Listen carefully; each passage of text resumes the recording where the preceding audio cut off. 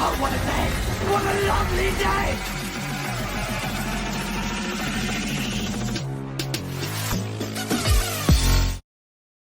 Welcome to Flat Earth Debate Uncut and After Show. I'm your host, Nathan Oakley, and if you are new to this channel, or you've not done so already, then be sure to subscribe and hit the bell notification icon to keep up to date with the Flat Earth Debate. If you'd like to support the channel, there is a super chat that runs alongside each of these shows while they premiere. There's also a PayPal, Patreon, and crypto link in the info box below the video. Speaking of Patreon, I'm going to do a quick shout out to all of you who do support me on Patreon. So a massive shout out of appreciation to Abraham Mohammed, Adrian Quintana, Alistair Main, Blue Ridge Ranger, Burn Fat Till My Stomach Is As Flat As the Earth, Chris Hillman, Dank, Dave Rakia Gafford, David Robinson, David Wayne Foster, Dick Earth Skeptic, Edwin Johnson, Erwin Jennisons, Felix Hung, Fireball X, God Rockin, Henrik86, Joshua Balsimo, Kirsten Smith, Liam Nedrick, Life is Short, Maria Neelands, Missouri Bear, Muted, NA Literalist, Nathan Thompson, Nigh Rob H, Skeptic936, Steve ALM, Texas Mike, TheFlatEarthChannel.com, The Real Gabster, Tina Baker, Unbelievable Productions, and Windrider. So another massive thank you to all of you who do support me on Patreon. Now we are joined, let's have a quick look, by Neil in G+, Discord rather, so I'll raise the mic on him. Hopefully we'll get a conversation going in the not too distant future.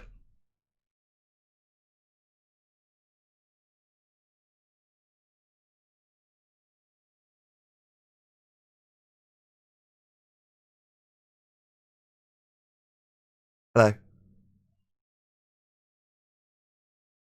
Yeah, he dropped out. I'm driving through Virginia right now. Good stuff.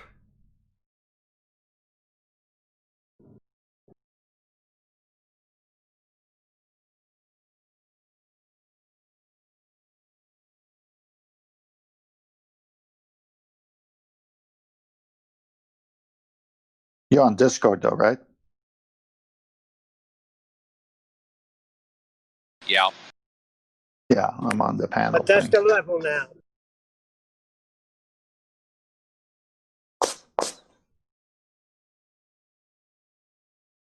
So, Travis, repeat what he said. Something about if we all lived in a container, what? He basically said that people are saying that if we were in a contained environment, we would be suffocating because of the toxic gases, everything else. So they don't know about all the different cycles and how the plants take carbon dioxide. No filtration. Right, yeah. Show him a bottle garden. That'll soon shut him up. I remember going to school and they were telling me that plants love that stuff and they convert it.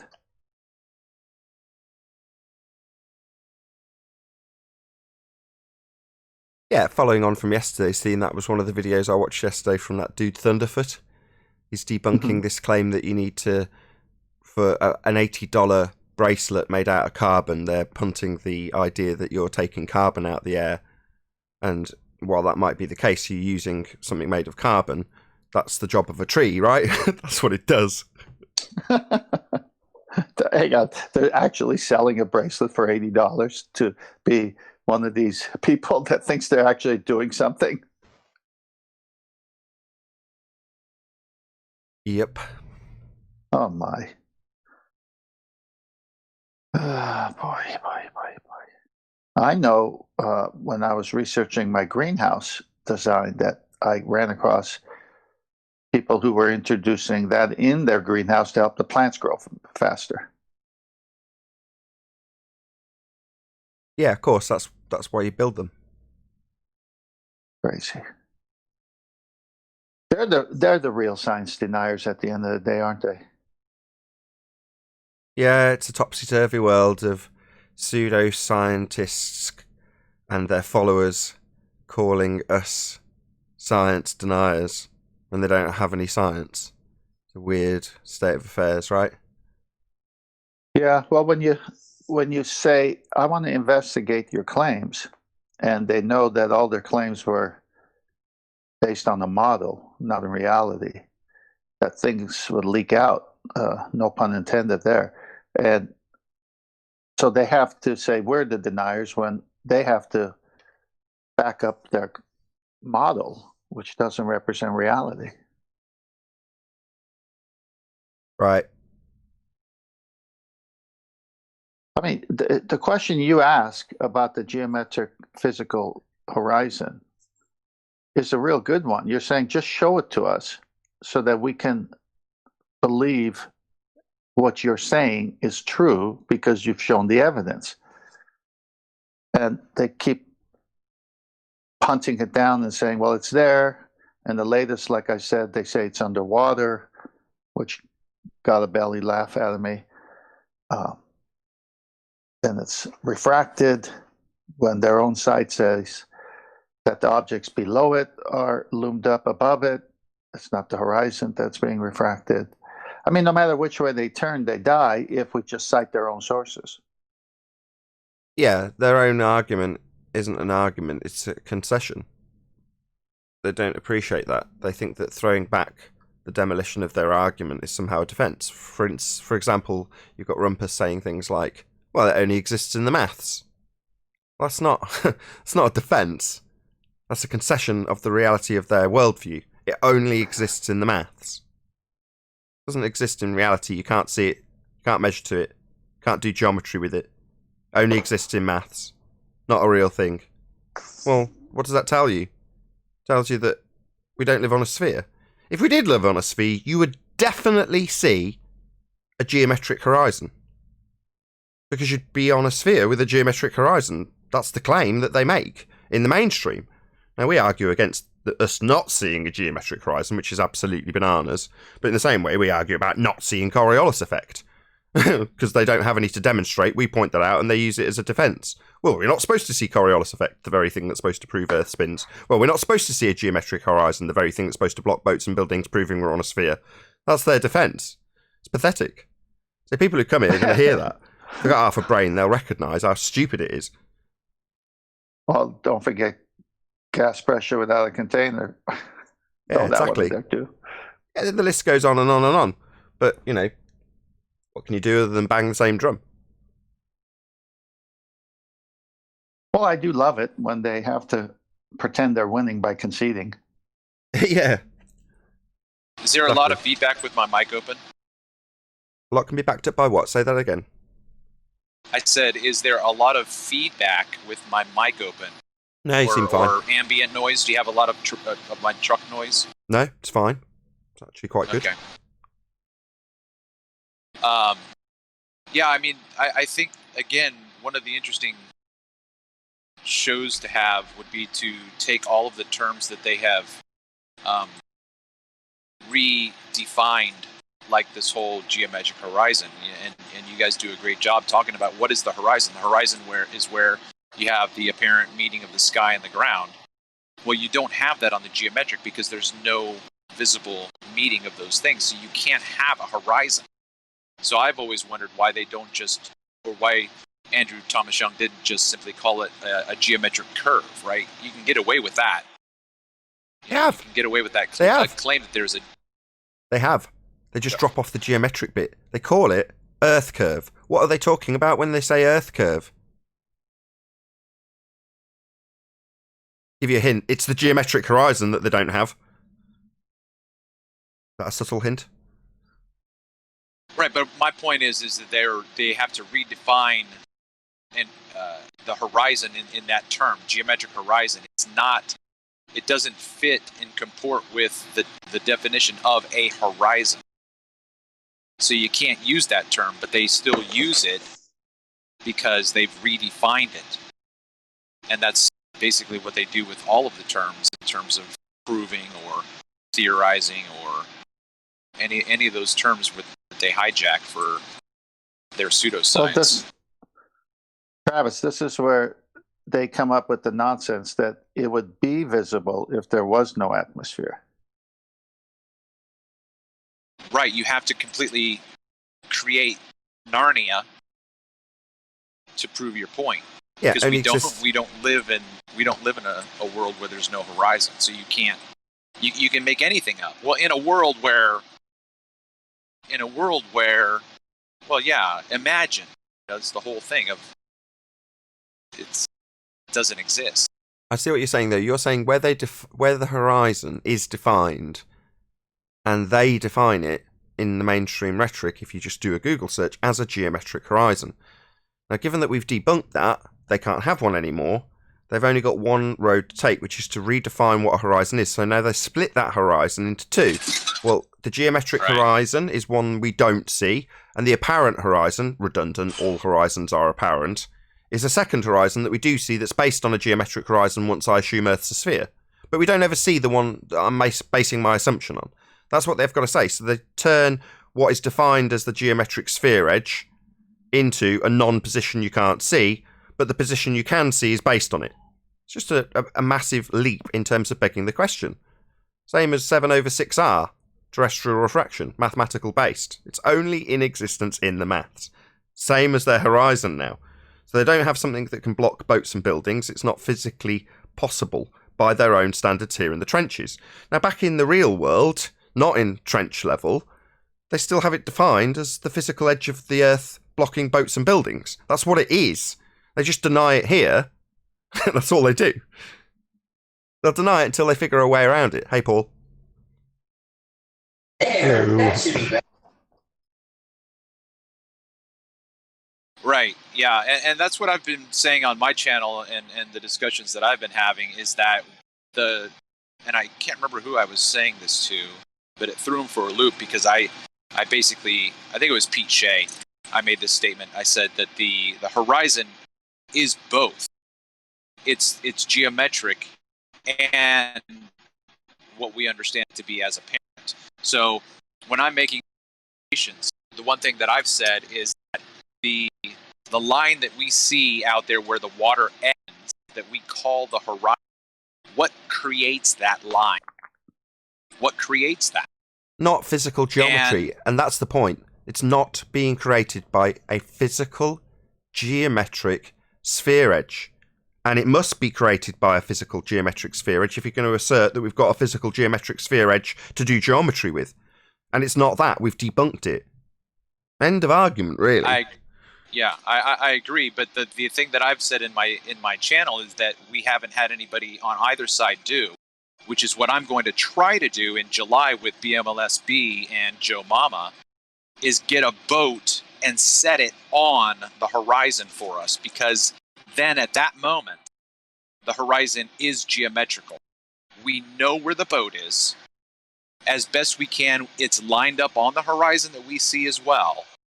So at that moment, this is what I've said. The horizon is always geometrical. That is, if I'm standing on the beach and I'm looking out and I see that horizon, that has a distance from me. I just don't know it because I have no corresponding team member out there on that horizon to verify where it's at. And if you're going to have someone, if you're going to have a baller make the claim that that is exactly what the predictions show us, then you have to verify it. And the only way you can verify it is to have someone out there on a boat. Otherwise, it is just a mathematical expression. Verifying that you're at an arbitrary position verifies a geometric measurement to the boat. Now, if you're saying the horizon is in the same position as the boat, then you're arbitrarily assigning a geometry to the horizon because of a coincidence of a position that you can see on that given moment, on that given day, with that given atmospheric conditions. Well, that doesn't make the horizon a physical location. It isn't. The piece of water that you sat on, you could claim that's physical.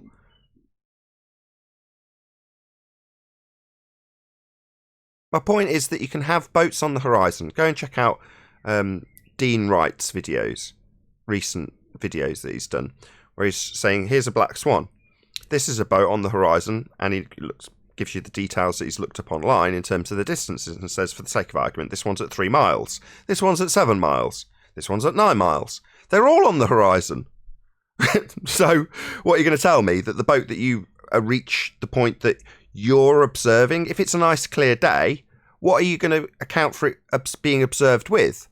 A pair of binoculars with a higher diffraction limit, your eyes with a lower diffraction limit, which might bring it closer. if you've got a clear enough day that you haven't got atmospheric conditions between you and that point that you're describing now as having a physical geometric position to measure to. It doesn't. It's just as simple as that, Travis. I hate to disagree with you, but it's not got geometry. It's claimed to, it needs to, but it simply hasn't.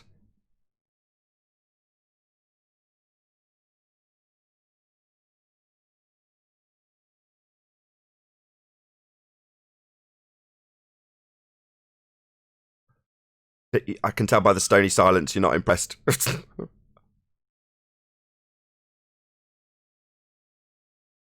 Or he's crashed his truck. One or the other. I'm impressed with your knowledge. Oh, well, thank you very much, Lightwater. Yeah, I'm sorry. I had to go on because I was I caught a little bit of the last part of that.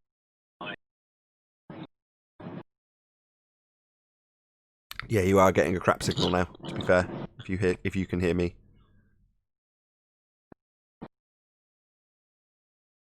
Anyway.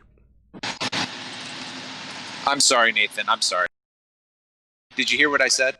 No, you're coming in and out. Oh, okay. How about now? You're doing okay now. Yeah, I had to take my headphones off because I was going through a weigh station for the truck and I couldn't have my headphones on. But so I only caught a little bit of what you said. I tried to put you on speaker. If you don't mind, you can repeat yourself. Yeah, sure. So Dean Wright's got videos, as have dozens of people, there's probably hundreds of examples, where he distances various boats at various distances that are all on the horizon, quote unquote. Well, the arbitrary position that you assign would depend if you've got a clear enough day, and assuming there aren't enough atmospheric artifacts to bring the horizon closer, your horizon will be dependent on the aperture of the camera or telescope or eye, if you're going to base it on that. So you've got a position where, how are you going to arbitrarily assign something that has got so many different things that are going to attribute where it actually lies, and that may change depending on what you observe it with. So this position definitely doesn't have geometry, as you asserted. I agree. I agree with you. I guess what I mean is that if I have one observation where I have a boat on the horizon and I know where that boat is, I have its coordinates, then I can say where that boat is geometrically to me at that moment, even though and I agreed. A platform. No, I agreed. I said, yeah, you're doing the geometry to the position you've got the boat at, which is going to be a physical location where the boat is at in the water, and you can say the water it's sat on has got a physical location, and you can apply geometry. No worries. But that position doesn't represent the horizontal line, because you could have something at varying distances, and you can push the line to varying different points depending on what you're observing it with. Yep. And that's the second thing that I came to yesterday when I was thinking about it, because I wanted to get a second boat with BMLSB and Joe Mama, and have that boat at say Bo BMLSB is on the shoreline of the Black Swan, right? So he's looking at habitat and he's looking at Hilltop, and we've got Joe Mama on the horizon, and then our second boat is 60 degrees from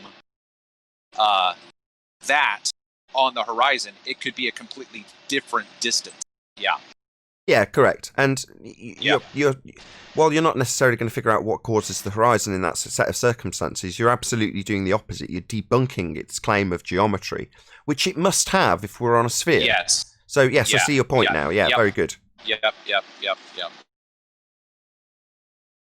Yeah, cool. Yeah, very good. We were actually making the same point. I didn't realise till the end, but we're actually both on exactly the same page. Okay, we're saying the same thing. Yep. Yeah, I actually came to that realization about 2 weeks ago. I had SE Montreal on, and he and I were talking on my stream, and I pitched that to him. I said, I've noticed that when I'm taking images and then I've got my other camera on Platform Grace, and Platform Grace is not in an inferior. So I've got two different platforms at, I'll just say a 60 to 70 degree angle from each other. There's a distance between them, but they're both on the horizon. So if I give my my variables for temperature, water temperature, air, all that stuff in my location, you would have to apply that those temperatures and measurements to every single location. And if you're going to be clinical, they all have to be at the same distance. Otherwise, you're going to run into conflicting distances. Yeah, that's correct. And their assertion of 7/6R, this baseless assertion based on a radius value, in order for them to actually pad that out with any sort of evidence, they'd have to take measurements. Oh, you're making a load of background noise, Travis. Yeah. You'd have to pad that out with measurements every foot between you and the target as a glober, not for us, to make that assertion. In other words, if you're going to back it up with data, you're going to have to show the transition at every stage between you and that target to claim that you've got light bending at the rate of 7/6 of the radius of the presupposed spherical Earth. Well, you're never going to do that. No one's ever going to do that. So they just say, it just basically works. That's just, we'll just use that. After telling you all about how atmospheric conditions actually apply, they'll then use their old switcheroo, change the briefcase, open one up that's got 7/6R and say, this will do.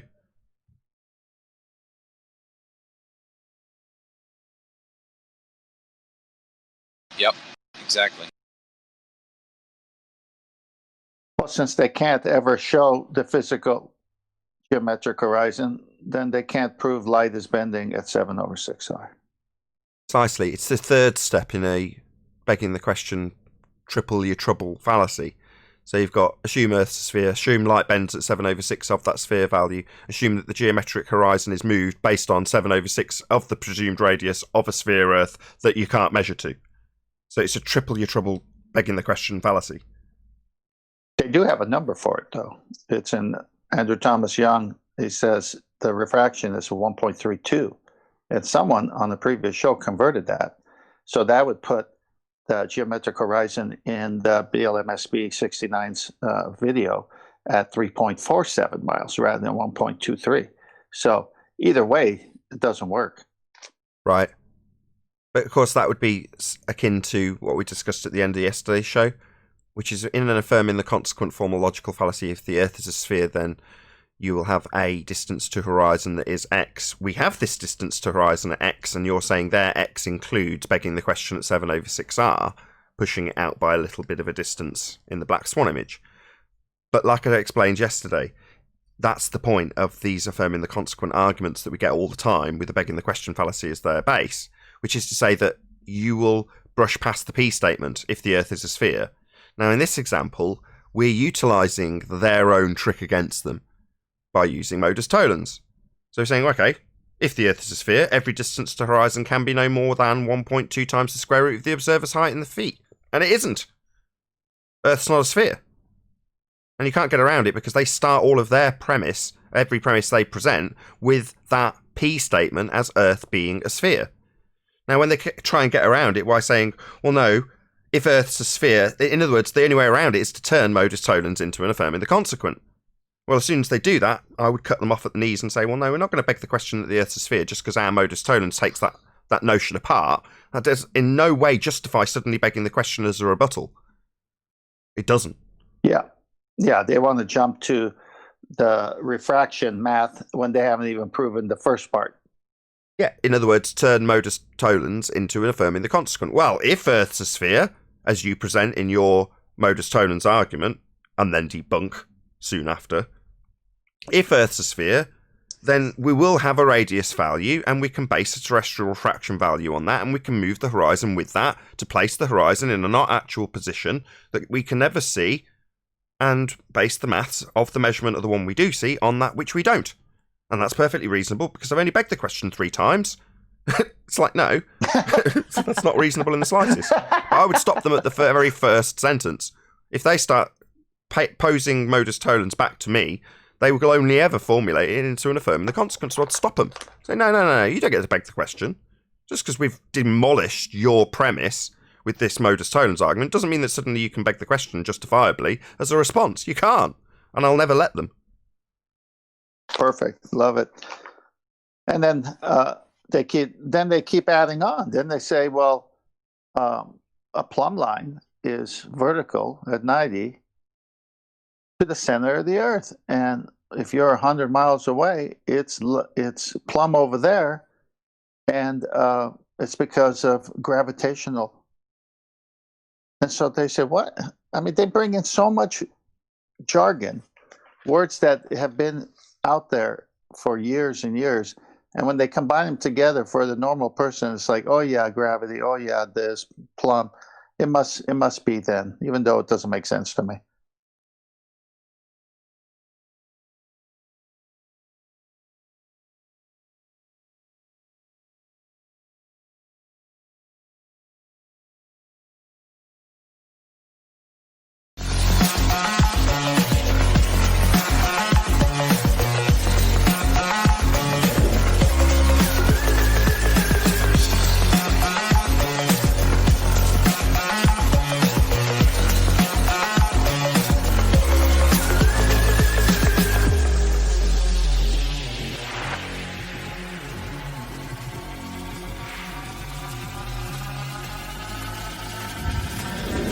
Oh, what a day! What a lovely day!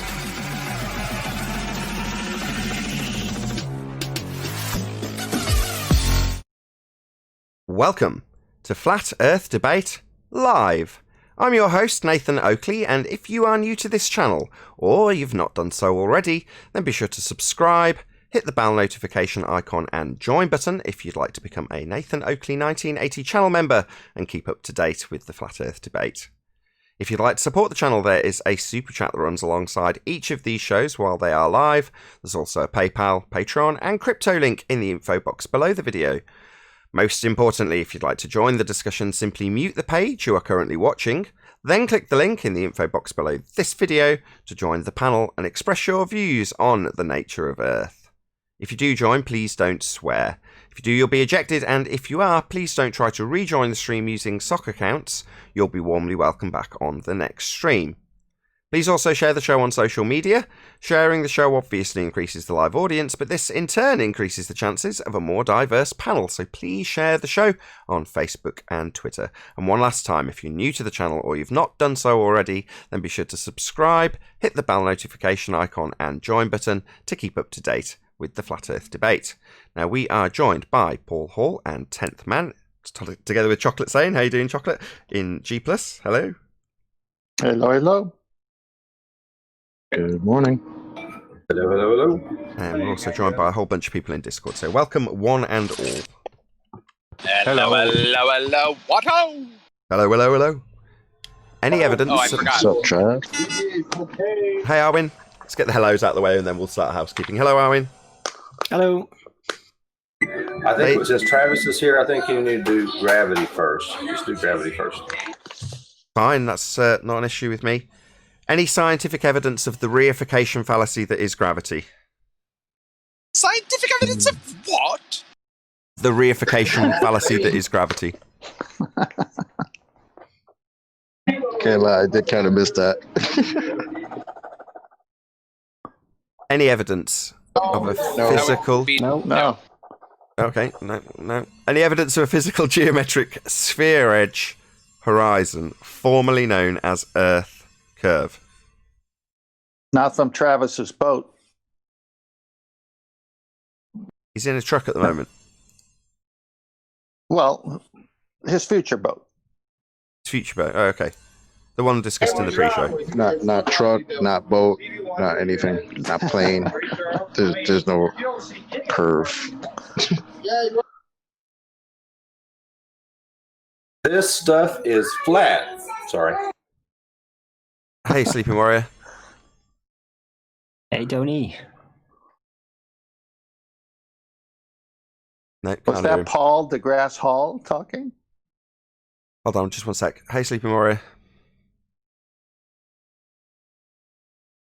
Maybe not. Any evidence of axial rotation of the Earth-based variety? Hey. Hey, hey, hey.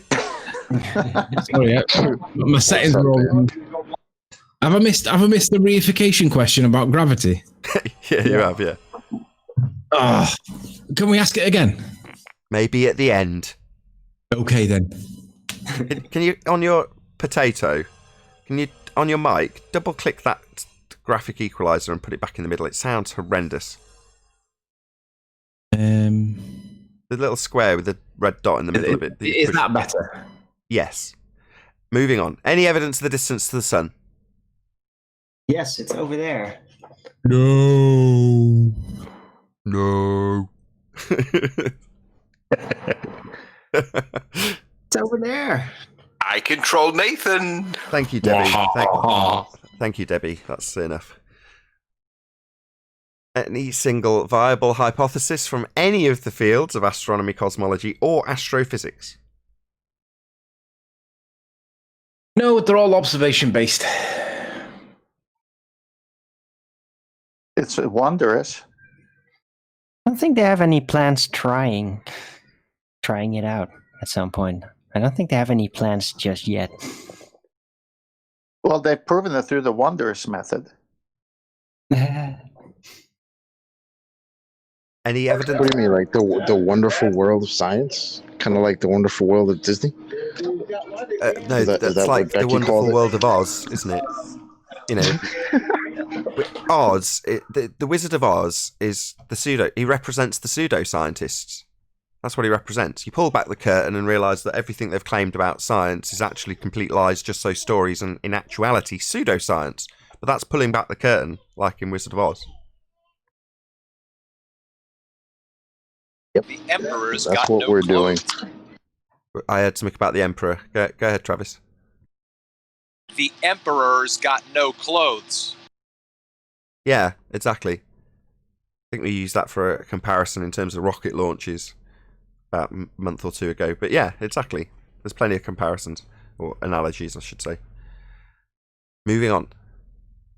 Where were we? I've forgotten where we were. Any evidence of a self-perpetuating molten iron core at the centre of a presupposed spherical Earth? Nope. Nope.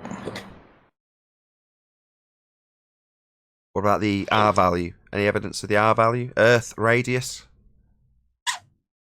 Black Swan. Yeah. Like, why are we so outraged that they're just presupposing R? No. Because it's claimed to be true, and we'd want proof of it, as opposed to a presupposition of it. That's a logical fallacy, Arwin. That's why. Well, they don't seem to understand that, or No they shit. don't want to. They don't Really? understand why we object with R. This is news to me, Arwin. Wow. You mean they don't understand that they're begging the question? I'm amazed to hear this. Professor Phil they don't Bell understand definitely why it's a understands that. problem. They don't understand why that's a problem. Well, they have it on their model, and then they try to reify it into reality.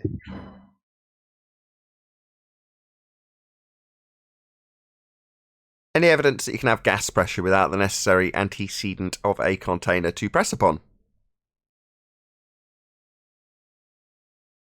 Still waiting out on that one. They can't answer that one. All they have is time, Nathan. Of course, Well, doesn't time work towards entropy? But also that video I showed, time is the cause of gravity. So I don't know. I'm confused. Yeah, time is a proportional entity when it comes to entropy. So entropy is proportional to time. The more time passes, the more entropy will take place. The more of an entropy increase you will witness, etc., etc. Proportional to time. Time's not a cause. This is conceptual. In other words, we'll define the parameters of what time actually is with integers that we arbitrarily lay down. But that's meaningless. Certainly not a cause of anything. I just talked about that on the Early Bird show for like 15 minutes. Cool. You could ask that. What time really is and how we perceive it. How would we know if the things that make us perceive time would change? How would we even realize that? And all that. Anyway. You could ask that question to any wrestler. When he's pinning his opponent, the ref counts off once his backside's on the mat a little bit of time. Now, is time pinning the opponent, or is the wrestler on top of the other wrestler, pinning the opponent. Yeah, did you lose because of the count, or did you lose because a guy's pinned you down? Was it time, 1, 2, 3, that caused you to lose? No. Nathan, did you... sorry, have we finished housekeeping? I've got one more question, I think. Wait a minute. Before we move away, though, if the time was moving faster at his head than at his feet, then you could say it pinned him. So there you go. Hold on. Time isn't moving. Yeah, time is something we will assign to it to give it duration. It's not moving. That's kind of farcical statement when you think about it. Now, I realise that for simplicity's sake, you can describe moving forward through time, but you can't literally do that. Nor can you move back through time, nor can you bend time, nor can you see time, hold time. It's just a concept. Ugh. Any evidence of the reification fallacy that is gravity? Oh yeah, gravity Scientific is most evidence of definitely what? Gravity is most definitely a reification fallacy. It's the best example of a reification fallacy that we can give, because as we all know, reification is the concept or the process of materializing a concept. So where something doesn't actually exist, like unicorns, for example, we all can understand how unicorns have got a horn on their head, and they all get fed grain and oats and corn and all these things that unicorns that we can metaphorically describe doesn't mean they're actually real. It's the same with gravity. Well, that unicorn's not going to live very long. You know, they need to eat grass. Yeah. And we know that they've got to be exercised at least twice a day. And we know that if you don't feed them enough water with a special amount of hydrocarbons in it, it doesn't grow its nails properly and all that lovely stuff. Gravity's the same. Wait a minute. The unicorns that live in my backyard that I describe in detail, he don't live on Skittles. I don't know what you guys are talking about. Yeah, yours live on Skittles. You must have a different strain of unicorn than what we have over here. If we're done with the hypothetical unicorns as an example, that would be the conclusion of housekeeping. Yeah, kids, don't feed Skittles to animals. It's not good. Especially not unicorns. Not the English unicorn, anyway. In the interest of balance and brand recognition, feel free to feed as many Skittles as you like to animals, just in the interest of balance. Especially your mate's pets. Right, Nathan, do you want a screen share? Yeah, sure. Black unicorn. But wait a minute, I've seen this. Hold on. So you know. Hold on 1 second, Paul. I've seen this. Is class. Mike's all yours. Go ahead, Super Mario. All right, there's 2 quick videos. They're only really short, and I can play them whilst I'm talking about them. What this camera operative is showing is this mill in the background, this big building. And what she does is she zooms in on the building, and the point she's making is that as she gets closer to it, it gets smaller rather than bigger. And you can see now it's shrinking a little bit. And I mean, this reminds me of Alfred Hitchcock's effect, the Alfred Hitchcock effect a little bit. I don't know whether it is that. It might not be. But it's getting smaller as she's getting closer to the mill in the background. And as she gets right on top of it, it gets really small. Now, the point she's making is that it should get bigger as you get closer to it, but it seems to be being magnified. Now, it might not be. And people have said, don't jump all over it just yet, because there may be some other explanation.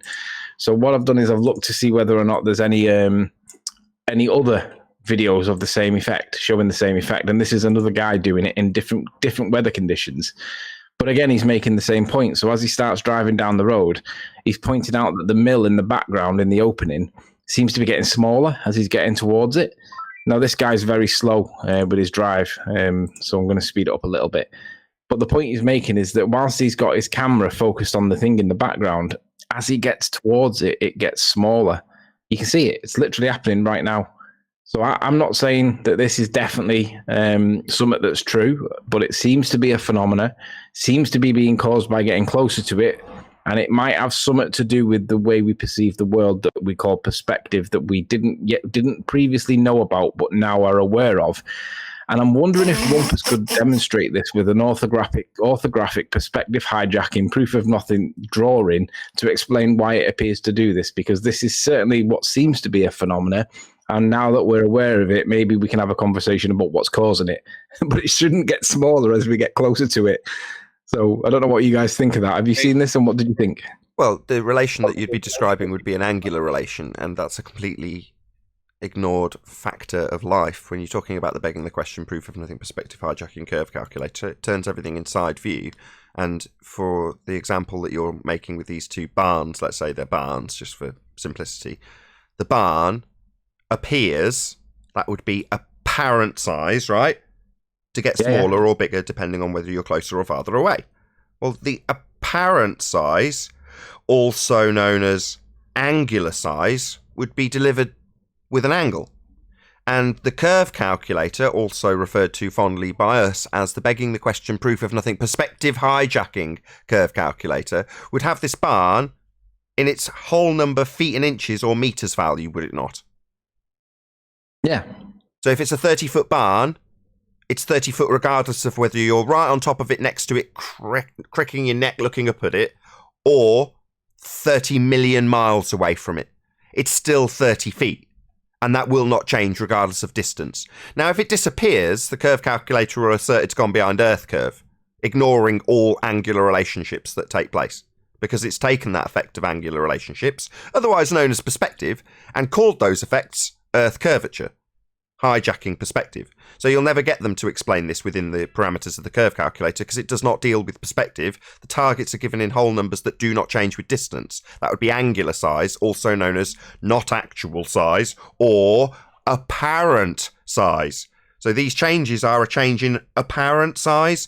The curve calculator can't cope with that. Actual whole number sizes only. What I do realise is that the armcore barrier that's dividing the road from the falling off the edge of it, whatever it is that's below it, obviously that gets bigger as you get closer. So that's creating some element of illusion with the size of the thing behind it. But it does really look like it's getting smaller as he gets towards it. And it's something that maybe we need to look at and just wonder, is this like a weird kind of illusion thing that's just to do with being there at that time, or is it something to do with the Hitchcock effect? Don't know. Just wanted to raise awareness to it because it's a very interesting video. As you've reiterated your point, I'll reiterate. Go on, Travis. Go on. Tony, if you go to the first video at 26 seconds, I thought at that point that I would say that it was towering. What do you think? Let me do it again. The first video at 26. Well, I mean, I think that this is the reverse of the Hitchcock effect, possibly, where the Hitchcock effect is where you zoom out and you do that zoom in thing at the same time. Perhaps this is zooming in and doing something funky with the zoom at the same time to get the effect. I don't know. I don't really know. I mean, I think it's just interesting. It might not be anything, but I just wanted to mention it because she wanted explanation for it. It seems to be perspective related. It seems to be something to do with our topic. So it was worthy of showing it and just seeing what people thought. It might be nothing, but it's just interesting. It's not nothing. Yeah. It's absolutely got a point to it. I just shouted Unitox Femu. So Glober's looking for black unicorn. ... Still nothing. Thank you very much indeed for the super chat, Unitox Femu.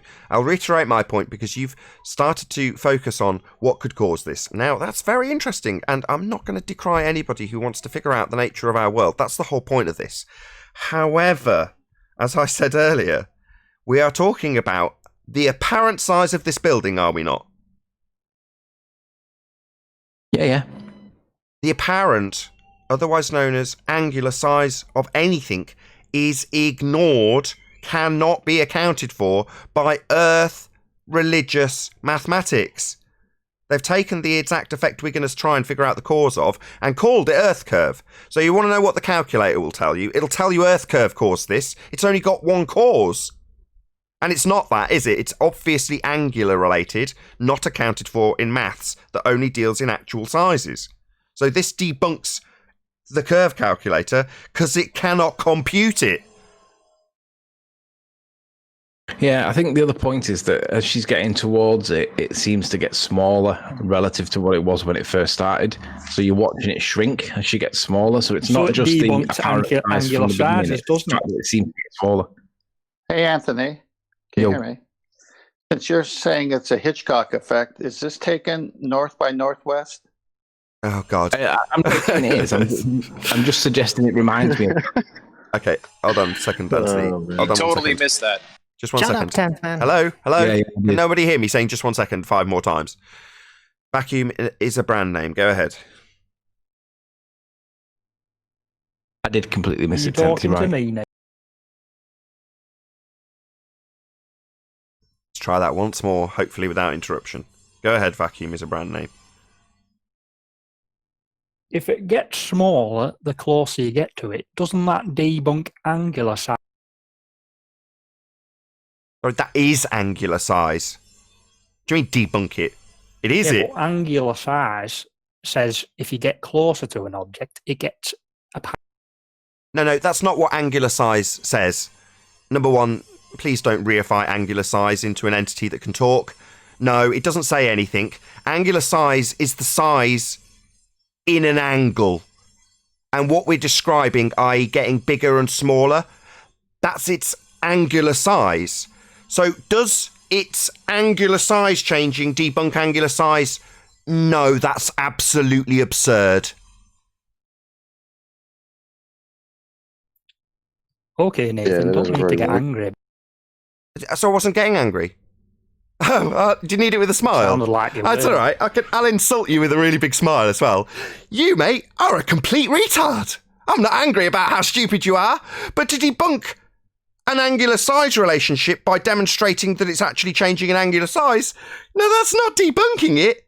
It's typifying it. It's describing it. It's showing it. It's not debunking it. That makes you thick. Now, do you think I'm angry about how stupid some of the people who come here, like you are? I'm really not very angry about it. I think you're absolutely stupid. Now, you can get around the fact that you've made a really stupid comment by telling me I'm angry, but I'm not angry. I'm quite happy. The people who believe in a globe like you, I am in absolutely no doubt that you think this debunks the necessity to utilise angular size in our world when that's perspective that we all see daily. And you think that needs debunking. And you think debunking it is showing it. That makes you stupid. Now, I'm not angry about that, mate. So, just for the audience's benefit, it appears that this wanker, who thinks I'm angry, has talked through me while I'm berating him the entire time. Right, Neil? Chocolate, just going to take your hands off Nathan's ball. Muted and booted again. Yep. Did you not hear me speak to Neil? So he didn't want to be berated for his stupidity, did he, Neil? So he talked through every word of that, didn't he, Neil? I can't wait to get muted. And there he is again. booted. Your name is not Neil. Triggered Fundy. There's no need to get so angry, Triggered Fundy. I'm not talking to you anymore, Triggered Angry Fundy. I'm very calm, You stupid Nathan. Triggered Fundy Angry I'm very Man. calm. I'm Please just shut up. cringing. Please be quiet, Triggered Fundy Angry Man. Your name is not Neil. How many times do I have to ask this angry triggered man to stop talking? Neil, he wouldn't tolerate me explaining how stupid he was, would he? No, not. No, but he felt the need to ad hom me after I pointed out just how stupid his remarks were. Right? Not angry. Pointing out how stupid you are. I take great pleasure in that. The world's not a sphere, by the way, mate. Cringy. The world is not a sphere, mate. You believe it is. And we do have perspective. Your claim proof of a curved Earth would be this calculator that doesn't use angular sizes. They're definitely real. We've just showed demonstrations of things changing in not actual size. That's angular size. Now, that debunks your curve calculator because it can't use those things. That would be angular size, perspective. They're not included.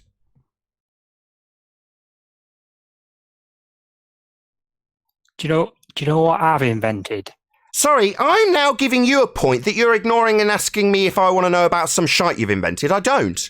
Now, you asked me if this demonstration debunked perspective. We detailed that it didn't, and you told me not to be angry. Now I'm pointing out that that debunks your fundamentalist zealotry about living on a globe, and you want to tell me about an invention you've made. Can't you address what I've put to you? I address your nonsense about this debunking angular size when it was actually a demonstration thereof. So I've addressed your question. Now I'd like you to address my point. This debunks your curved Earth maths. It doesn't include perspective.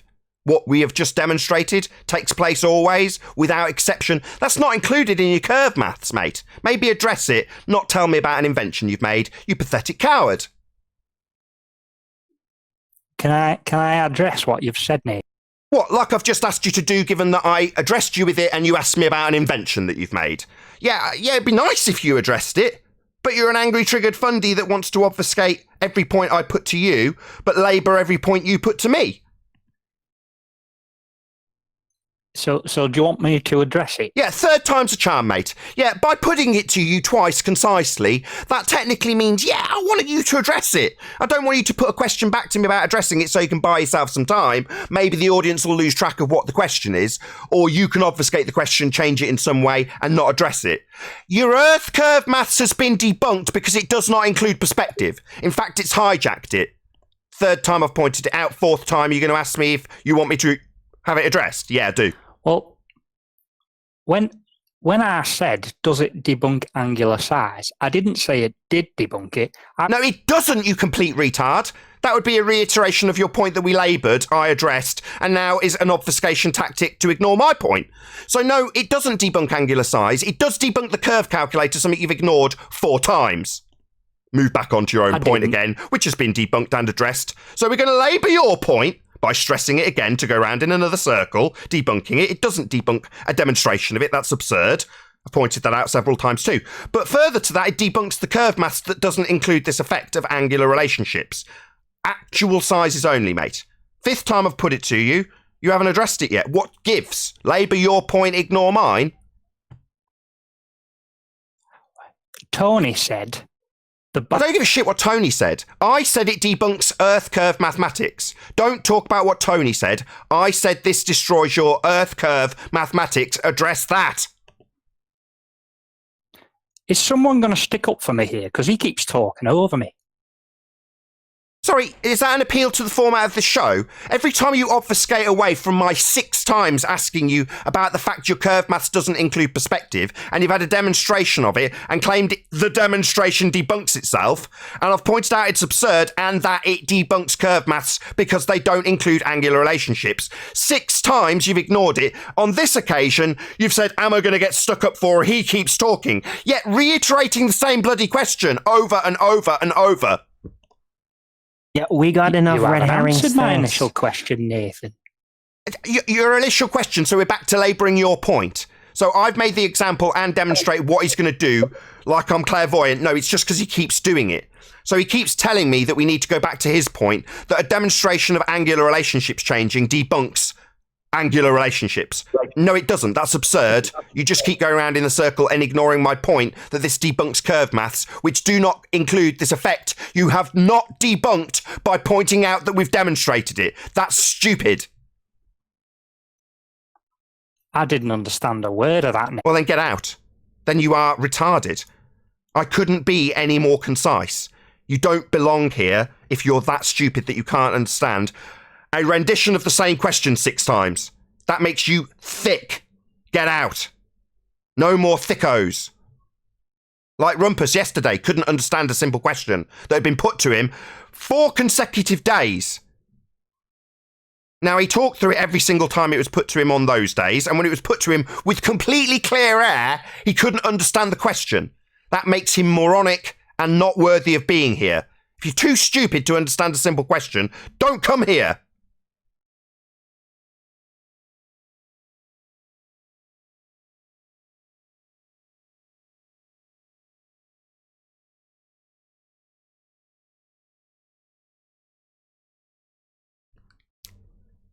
But if no one's going to interject that little stony silence, I'll do a few super chat shout outs. Why not? Okay, so shout out to Good Servant. Thank you very much indeed for the super chat. Really appreciate your support. Also, shout out to Leonardo Gonzalez. Nathan, you are ace. Smash the super chat, people. Thank you very much indeed for the support, and I appreciate the sentiment. Times are tough, Leonardo. But yeah, really appreciate the support. Thank you very much. Interesting fella, that guy. You think so?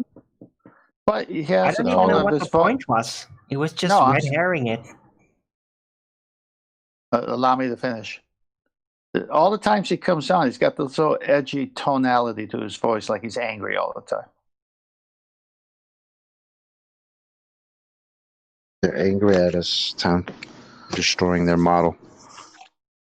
They don't like us for that.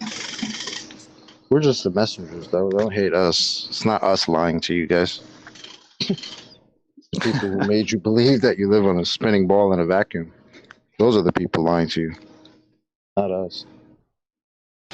If we want to talk about that video again, one of the questions I had as I was watching it, I believe that the turn in the road is at a higher elevation, and so if you think about that from a distance, you shouldn't even see the building because the road is ascending, and then when you get up to the road at the turn, you can see that the building is lower over the water. Maybe. You'd have to assess the sight lines, like, actually there. But yeah, maybe.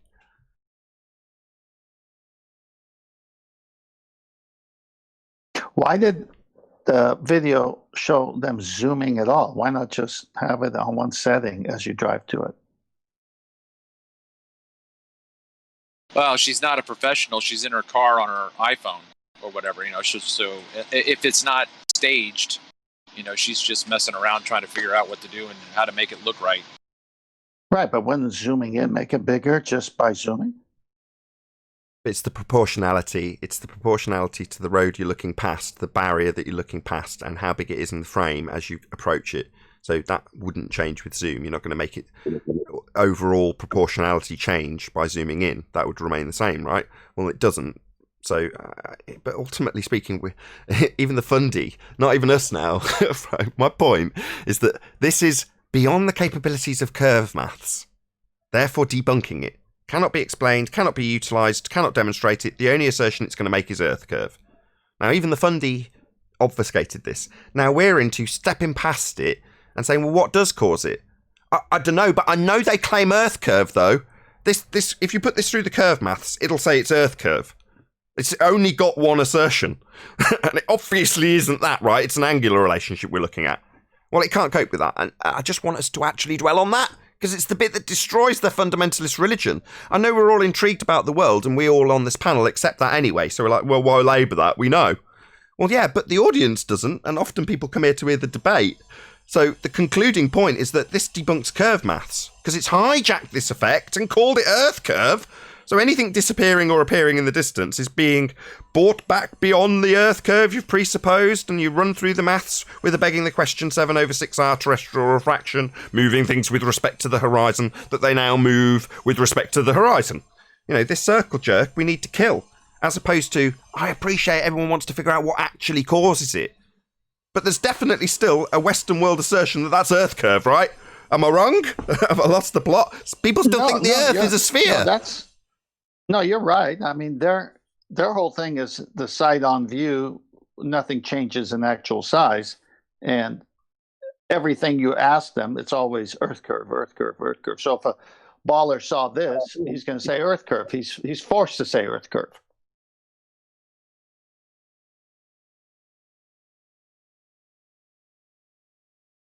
Was this video supposed to assert somehow something about earth curve? No, that's their only answer. That's their only answer, chocolate, because they doubled down on that. Oh, okay. I was wondering how and why this would be asserted as some type of curve effect or something. I thought they just saw a cool video and wanted to talk about it. I think what Nathan's trying to say is that perspective is being ignored, and they could only say earth curve where we can say many other things. But we're going to hold them to earth curve here because that's the only thing they could say. What do you mean?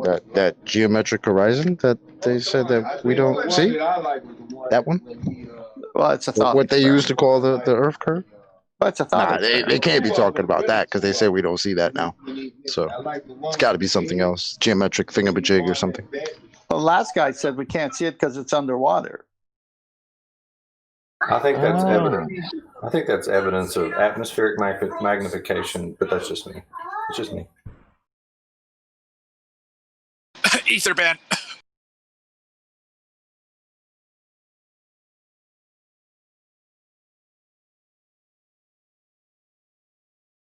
And is it magnification an effect of refraction? Don't misunderstand that. No, it's not stated as an effect. There's 5 effects. There's towering, stooping, sinking, looming, and mirage. None of those are magnification. Like, magnification is not one of the 5 effects.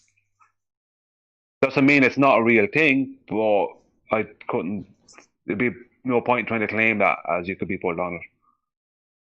Right, but I think it does need to be incorporated into the categories. I really do. Got a claim of what it's called by Cleary. Thank you for the super chat, Cleary. Says it's called optical tunneling effect. That's a new one on me. Anybody heard of that before? Would that be something to do with the duct, the UCT? Yeah, I've heard it before, and I've seen it before. I called it a multi-tunnel vision. Every object has a certain height, and you are in the center point. So the object disappears into the distance as if in a tunnel. As if the height is in the tunnel, a tunnel that is the height minus the view height. Yeah, it's far more complicated than that. Yeah, I know what you're talking about now. If you show a perspective view with the boxes that are cascading into the center point of a view, that would be what you're describing. It looks like you're looking down a tunnel. Well, no, it's just if you draw a point on a paper like you were taught in art class and draw the lines to that center point, that's going to be the cascading down a tunnel effect. Essentially, we're just describing perspective. That's what we're talking about here, just perspective. That's what we're talking about. Yes. Now, it only stays a tunnel with no atmospheric effects. That's right. Yeah. In terms of the Rayleigh criterion, its application to how things will disappear into the distance at that point on the dot, if you will, in your picture. Well, that is calculable based on there being no atmospheric conditions. It's just a mathematical calculation based on the aperture that you're looking through.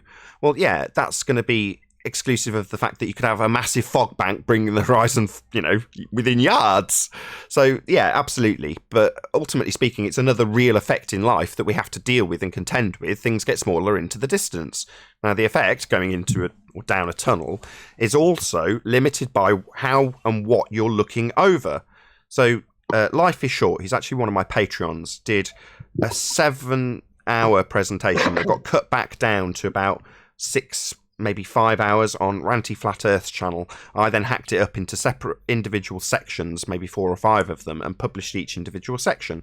And one of the sections was in terms of how that angle changes and how that tunnel changes. If you've got a dot on your page and a tunnel drawn with an unlimited angle going up, well, then that box effect is going to be nice and stretched and wide and there's nothing limiting it. But if you're looking over something, like in the picture now, what you're looking over is between you and the horizon. Well, this could be a vast distance, but it's only represented by like half an inch in the picture, whereas obviously you've got masses of sky. Well, that's a limitation of the angle. Now, if you were standing in the middle of free space and there was nothing below you, same with this picture, this distance is a far lesser distance than this distance, top to bottom. Now, that's because you've got the angle being limited by the thing you're looking over. Now, if you raise up in altitude and you've got an unlimited angle down, then obviously that broadens that effect of looking into the distance without things disappearing bottom up as you do.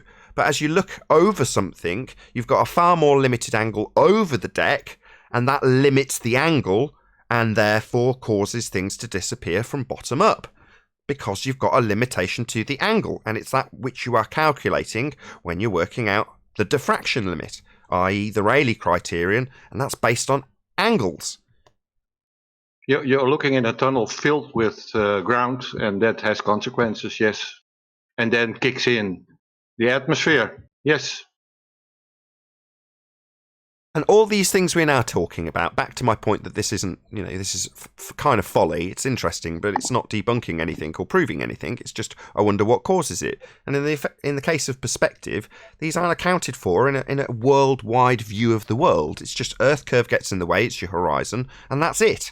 And when we say, no, you've got this effect called perspective, things get smaller into the distance, we can detail and show repeatedly with calculations from the Rayleigh criterion when it will happen and why it will happen. And this explains how you have things disappear from the bottom up. It's a different cause. And it goes on a list called Flurfspective excuses for Earth curve. It's like, no, that's real. Perspective's real. No getting away from it, but it just can't be done in the Earth curve calculator because they've only got one cause. Earth curve. Shout out to Timmy Clown and his list. Yeah, you say fog gets in the way. Oh, atmospheric conditions aren't accounted for in Earth curve maths. They've got 7/6r, a presupposition that light bends at the rate of the radius, or 7/6 of the radius. Well, that's a presupposition of a geometric value being applied to light rays being bent arbitrarily around a curved Earth that they've presupposed. Meaningless. Nothing to do with atmospheric conditions. At all. Just a begging the question fallacy on steroids that will later be utilised for a triple your trouble fallacy of assuming that same 7/6r of the begging the question r moves the very r tangent point to a different location. It's absolutely absurd. We're so far into absurdity for this begging the question, proof of nothing perspective hijacking curve calculator. It's not even funny.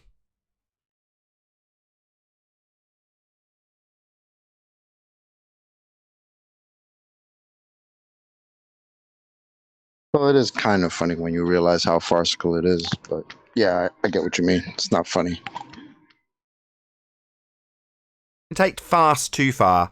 When they were begging the question on steroid 7/6r, we had a good laugh about it. You haven't even got an assumed value to prove, and you're begging the question and bending light with it.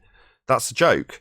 But it stops being a joke when you're like, hold on. So you're begging the question, we've got a sphere beneath our feet, which would give you a geometric horizon, tangent point. To do this geometry, you're going to clave proves out the geometry. So we're definitely begging the question. What's that? It doesn't match. So you're going to bend light at the rate of the presupposed radius that you've begged the question of the ground we're standing on, giving you a geometric tangent point to measure to prove that we're on the tangent point based sphere Earth that you say we were when you begged the question. So that's obviously getting pretty absurd. We've bent light around at the radius. Okay. Well, now the horizon that you're bending the light at the tangent point of the presupposed Earth that we begged the question that we were standing on to give you a geometric horizon doesn't have the geometric horizon, so you're going to move it with the second stage of begging the question, which is having 7/6r of the tangent point that you can't see to move the tangent point to a different location that you can't see. It's absolutely ludicrous. And by the time I detail that, most people have glazed over and gone, this is so far beyond ridiculous. How can anybody believe this nonsense?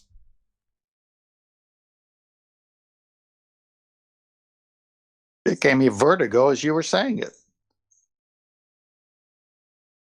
It's three layers of begging the question to get around the fact that we don't have a geometric physical sphere edge for a horizon.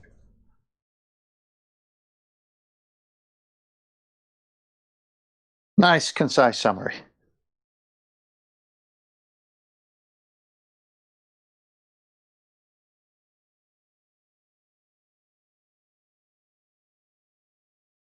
Right, remember the picture Kiwi showed of the huge ship at the Scottish Open floating in the air?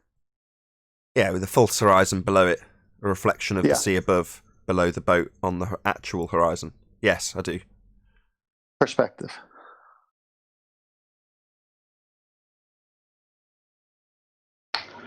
I'd like to add something there, Nathan, to what you were saying. I've said this before, but I don't know if it's really gotten through to people. The claim, just for pig iron, the claim that the ballers make that light is bending down toward because of the denser air and gases at ground level, so it's bending light down over a distance. On a flat plane, if that exact same thing happened, it would give the exact same visual effect. So it doesn't prove what shape the physical Earth is. It only proves that if it really happens, that if light really is being bent down, it would only prove that light is being bent down by denser gases. Doesn't prove that the shape of the Earth is anything but flat. Doesn't disprove it, like, if you know what I mean. Because it would look exactly the same. If you're not seeing the bottom of something today, but tomorrow you are able to see the bottom of it, and then next week you can only see half of it, then that's obviously happening over a flat plane. If you know what I mean. Right. Shout out to Rakia Life. If you don't need this money, send it back. I need new glasses. I used to see curve, now I see flat. Well, I'll have to keep your money, I'm afraid, Rakia Life, because the new glasses, they're not going to achieve that, and I'd be doing you a disservice by sending you the money back. So for that reason alone, I'm going to keep it, and I think you should thank me. No, I'm just joking. Thank you very much indeed for your super chat and your support, Rocky Alive. Really appreciate it. Hey, to back up Brian, just hang on before you move on. Hold on. Before you move on to another topic, I just want to show you this. This is from the Walter Bislin calculator, and you got the same effect. Now, it could be more extreme in the curve of the globe model, but this is what atmospheric conditions can do under the Walter Bislin calculator, depending upon purely temperature variations in the atmosphere. And it looks like the thing on the right is the flat Earth, and the thing on the left is the globe with the same values. Now, there is an extreme difference in the two, but it's the same effect, basically. Just to back what Brian's saying. Exactly, Paul. Nathan, can you go to Master B while Brian's finishing his point? I've got Andrew Thomas Young saying exactly what Brian said. Yeah, thanks, Tent. This what Paul is showing and what Tent is going to say. It's like I had a little silly diagram before. Basically, if light is can be bent down towards the ground due to down towards the denser gases, or because of the denser gases, I should say, then the visual effect will be the same. But the difference between the two is that it would always have to be a certain amount missing due to the globe, but we don't see that. Like what I mean, if we were on a curved surface, but we don't see that. We see differing amounts, and some missing, and sometimes we don't see anything missing. It's like those. One of the best examples is across that lake to Toronto. I think it's Toronto, where people will sometimes see only 3/4 of the buildings. Sometimes they see half of the buildings, and sometimes they see all of them. You know what I mean? It's like, things like that. It's like that doesn't match. No matter what they do, they can't match that. Thank you. Do you got that up, Nathan? Yes, it's on screen now. Brian, thank you for saying that. Now, the title here is at the bottom of the whole refraction page as he describes refraction. And he's summarizing it here. And it's in bold print, calculating atmospheric, get the globe right there, refraction.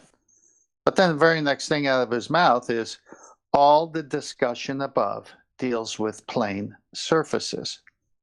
So why would he say calculating atmospheric refraction when all of what he said above it dealt with the plane surface?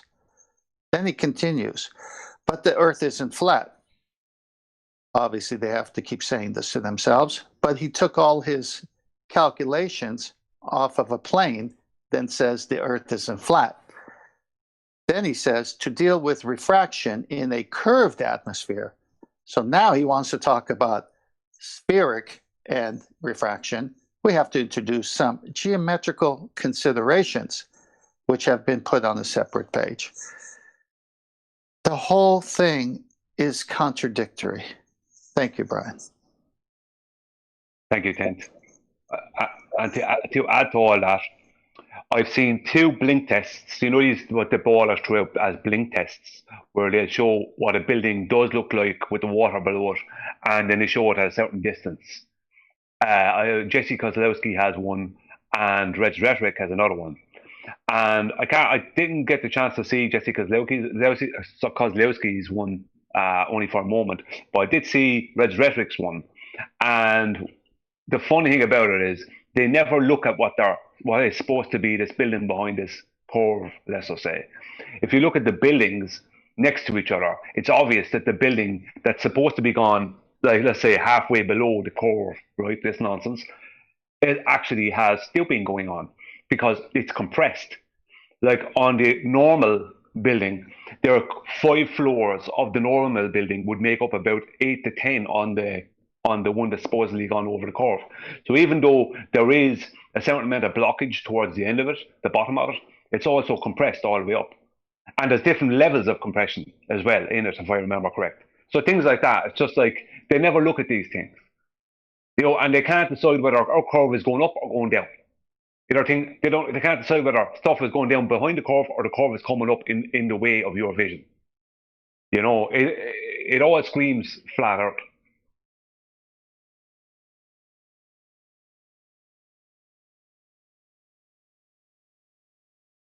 How many times have you heard them say refraction can't work on a flat plane? Countless times. Okay, except now that I've cited their priest, Andrew Thomas Young. He says all his calculations were done on a plane. What if you have a flat plane with atmosphere, which they say is the case because we have an atmosphere, therefore everything is refracting. So whether it's flat or not, it's still atmosphere, right? Well, we can't have an atmosphere. Sorry, Tank, go on. I'd say in a sec. Well, the second word you have to get out, sphere. That's what he's saying. I mean, I just read it, right? He's talking about refraction on a sphere by calling it atmosphere. So he's begging the question by that word. But he says he did it on an atmo plane. Right. Quick shout out to Flat Earth Travolta. Anyone know how to perform an exorcism on Sean or for Sean? Question mark. Thank you very much for the super chat. Really appreciate your support. I do. It's back to the Hitchcock puns. It took 39 steps. Too long for the show. Sorry, Godzilla says in reply, people chatting back and forth in super chats. More power to you. Thank you very much for the support. Godzilla37 says, use a shotgun, Travolta. I don't condone that. I have to say, 10th Man's pun was for the birds. For the birds, boom boom. Another Hitchcock gag. Please don't get into a frenzy. You're not into Hitchcock? Watch more Hitchcock. Hitchcock is ace. I love Hitchcock. I watched most of his films growing up. Yeah, scary stuff. I just want to cap off what we were saying before we lose the point. That you can't have an atmosphere in accordance with the globe model. You can't have an atmosphere unless you're contained. I'm glad you've mentioned atmosphere, because 10th Man was quick to point out that it's a begging the question fallacy, right? Atmo, air, sphere, fundamentalist presupposition. So a quick shout out to Unitox Femu, and then I'll just add on another point that QE's recently made. Unitox Femu, thank you for the super chat. Nathan, you deceived me, not NASA, so pity. Nathan, you deceived me, not NASA. Okay. Thank you very much for the super chat anyway. So, Quantum Eraser recently made a point. So, the word atmosphere is a contradiction in terms. Atmo, air, has no shape. It takes the shape of its container. So, atmosphere, sphere's a shape, but it's not the shape that it can fill. In the case of the heliocentric religion, the space it can fill is space. So atmosphere is to say that gas has a shape. It doesn't.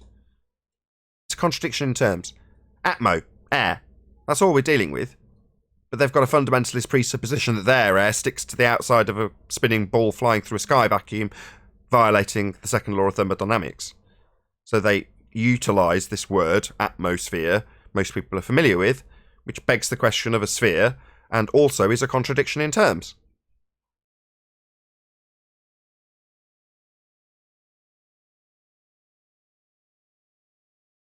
When is everybody going to catch on? 10 years? I'd guess. Maybe 10 years? What do we all reckon? Well, here at the trenches, maybe 1 or 2 at the most, but most of them will never catch on. You know, I'm sorry. You know, Al Bruni climbed that mountain and he got vertigo. Just saying. Thank you, Paul. Do we not think this is progressing then, this subject matter? That more and more kids specifically are finding out about it and it's becoming like fairly commonplace with the younger generations? Because I would say it is. Yes, it is. They're asking their teachers crazy questions. I thought Neil's question was on the trolls coming here, not the people who watch the show, listen to the show, or watch the show using their brain cells. While we're on the subject of Hitchcock, the general sorry, go on, Nick. No, I was going to make a joke. Go ahead, Brian. I was just going to add on to what you said about the 10 years. I think, just to add on to that, I think 10 years is a good estimate for the general public. Not for the people we deal with, not for those people, but for the general public is a good estimate that Tide was going to be very, very different in 10 years' time than what it is now. As in the amount of people who are not believing in the globe. Yeah, that was my sentiment. You're agreeing with me. Thank you. Great. Really appreciate the support, Brian. Also, thank you, Flat Earth Travolta, who says Sean's alter still thinks water vapor isn't a gas. Okay, I don't really understand that, but thank you very much indeed for the super chat. The tree canopy creates the optical tunneling effect, and as you come out of the canopy, the building optically shrinks. So that's a good explanation, Cleary. I like that. Yes, that makes sense. So it's the because you're driving through a tunnel of trees is essentially what Cleary's saying, and that's creating an optical illusion, so that the angular size of the building appears to be different. Only appears. It's not actual size. Just want to get that in there. Thank you very much for the super chat, Cleary. What was your joke, Nathan? I'm interested. Oh, I can't remember now. It's about Hitchcock. Can't remember. Let's make up an interesting Hitchcock detail. Psycho's not about a psycho. It's about a schizophrenic. But you can think about it that way if you like. Yeah, you can think of him as a psycho. He's actually not. He's a schizophrenic. He's not a psychopath. I wonder if that couple who took that video that Anthony showed, if they put it in reverse, would it show the same in the rear window? Rear window. Sneak it in. Go to one page. Go to one page. Making me smile. So it's amazing. George Muser says gravity's not a force. Literally, it's not a force. And if Chocolate wants to give the quote on the really is level, I'll wrap up my statement. Are you there, Chocolate? What we can, we do, we must consider Newtonian gravity as a force. It doesn't mean it really is one, but we don't necessarily have to work at the really is level. Thank you. Thank you. So you can think of it as one, but it's not. And this is the same thing happening with the citation of Andrew Thomas Young. He's pretty much saying everything I've done about refraction studies was from a plane. But if you want to think spherically, you can. Anthony around? Because Anthony's point early on in the show is that because of the base foundation of... You there, Anthony? Because the base foundation of this is in mathematics, abstractions, this is the very essence of a reification fallacy, to turn that which is merely mathematical... And... Go ahead, Anthony. So turning that which is purely mathematical into something that's in real existence, turning that which is not concrete into something concrete, i.e. a reification fallacy. So gravity is a reification fallacy. That was Anthony's point earlier on the show. He's not around, unfortunately, other than with a bit of feedback. One last try. Anthony, you there? Nope. Well, I've made his point anyway, so there we go. He's a sleeping warrior at the moment. Indeed. Well, I got a good one for you to wrap up the Hitchcock puns. The ballers really hate the show today because Nathan is the man who knew too much. Boom, boom!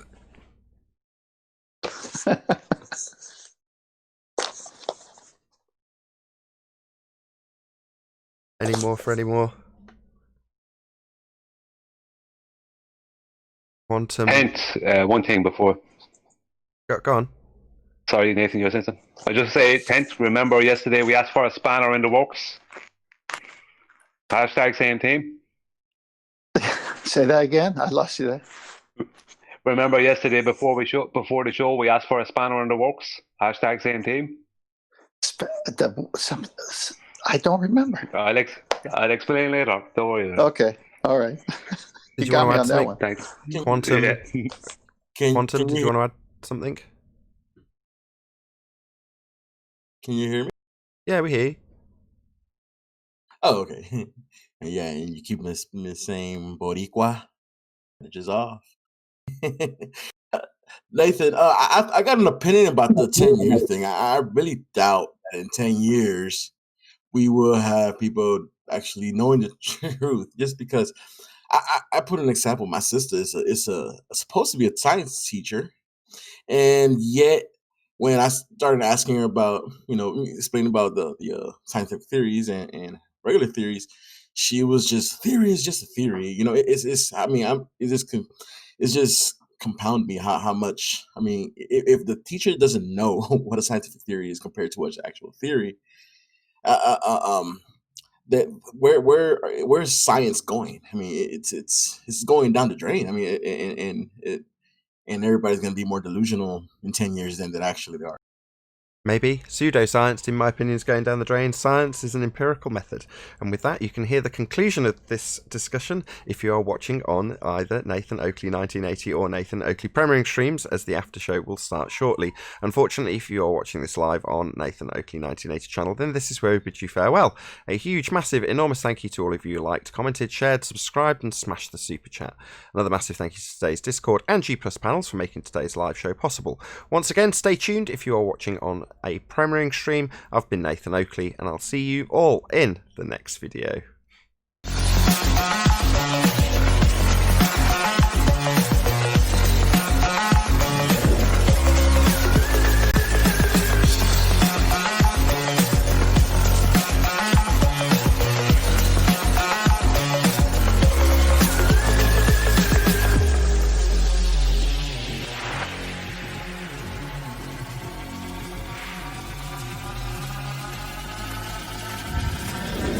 Oh, what a day! What a lovely day!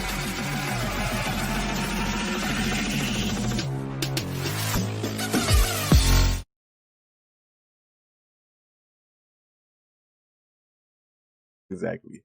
So I definitely think that's the problem. They don't have, the educators are not educated. Yeah, find better school.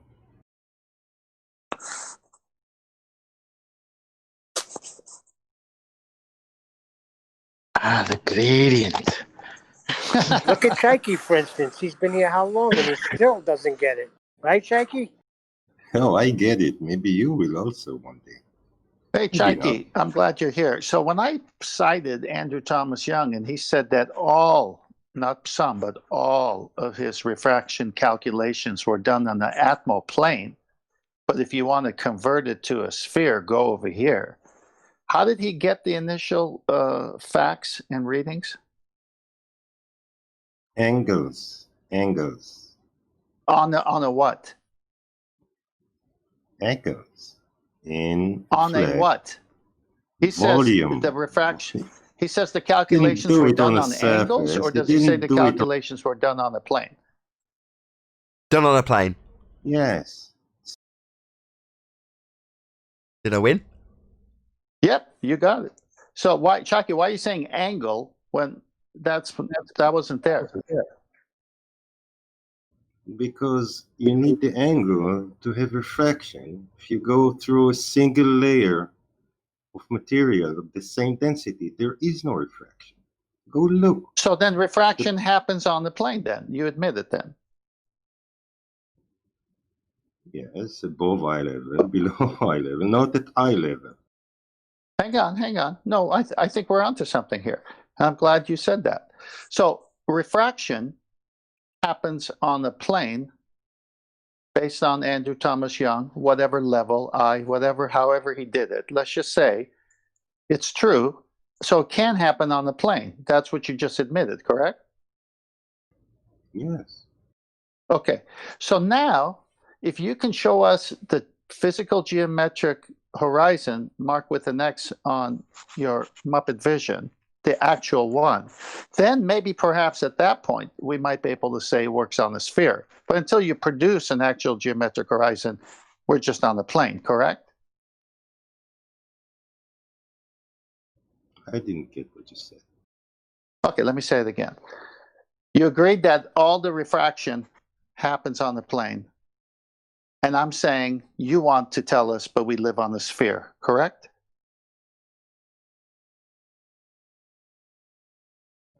If I want to tell you or not does not matter. You live on a Okay, sphere. do we live on a sphere? Hello. Becky, do we live on the sphere or do we live on the plane? Can you answer that? Yeah, we live on the sphere. Good. So since Andrew Thomas Young proves that the refraction also happens on the plane prior to converting into a sphere, there's no difference, correct? Depends what you mean by no difference. Well, since all his calculations were achieved on a plane, not a sphere, and you saying we live on the sphere, I'm allowing you this opportunity to agree that they can happen on both, correct? Sure. Thank you. So please produce your geometric horizon, physical, marked with an X, for us to not beg the question of a sphere, but prove a sphere. Can you do that? What do you mean produce? Oh my goodness. Oh my God. Shaky, you make things real difficult, Shaky. Come on. Yes, I am. Want to talk about the angles and perspective and magnetism and math? You don't have them. They're not in your curve maths. Actual sizes only. Yeah, Didn't you know? sure. We covered it on the live show. What is the angle? Not in your curve maths. What is the angle to the It's not in your curve sun? maths. Just ignore it five more times, I would. It's not in your curve maths. What are you talking about? What angle? 7/6r isn't including angles. It includes the r value. That would be a geometric tangent point you don't have anymore. So what are you talking about, angles? There aren't any in your curve maths. No, not curve math, flat math. So what gives? You're asking us about angles and they're non-existent. Sorry, I've got a follow-on point. So they're non-existent in your curve maths, but you're asking us about them. So given that you know that angles and angular relationships exist, why aren't they in the curve maths? No. So what is the angle to the sun? So completely ignore my question then. Gonna kick you out? Sure, I ignore your question. Yeah, you did. Why are angles the thing you're asking us about not in curve maths? Why aren't they there? Clearly important. You're asking all about them. Because they are not. Not what? They don't. They are. He said they're not needed. So why are you asking us about them then? If they're not needed, why would they be relevant? That was my point. Yes, because you claim they are. Yeah, angular relationships are absolutely occurring always. Yeah, so what is the angle? Sorry, they're not in your curve maths. We seem to be dancing around it and not addressing it. Yeah, I say they're relevant. Yeah, if you put your hand at arm's length and bring it closer to you, it gets bigger. That's angular size change. I'll ask again. Let's see if he skirts it for a third time. Why is that not in the curve maths, given that they're comparing curve maths? Like this picture on screen right now. This has been run through a curve maths calculator, and it didn't account for the fact that these buildings got smaller with distance, because they're very far away. And I want to know why you think it would be necessary to compare a picture that's clearly got... I'm going to just move the screen out of the way. It's got a duck in the foreground that is approximately... Shut up. Approximately 10 times the size of a 3-story building. Now that's an angular relationship between a duck and something very far away that's 10 times smaller.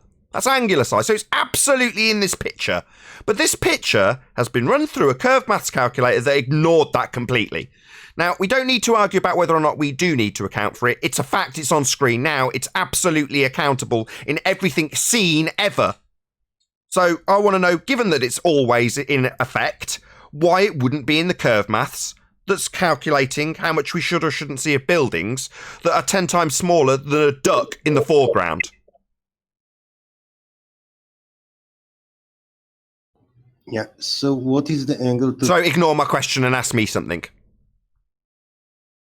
Why aren't there angles in the curve maths? 6th time I've asked.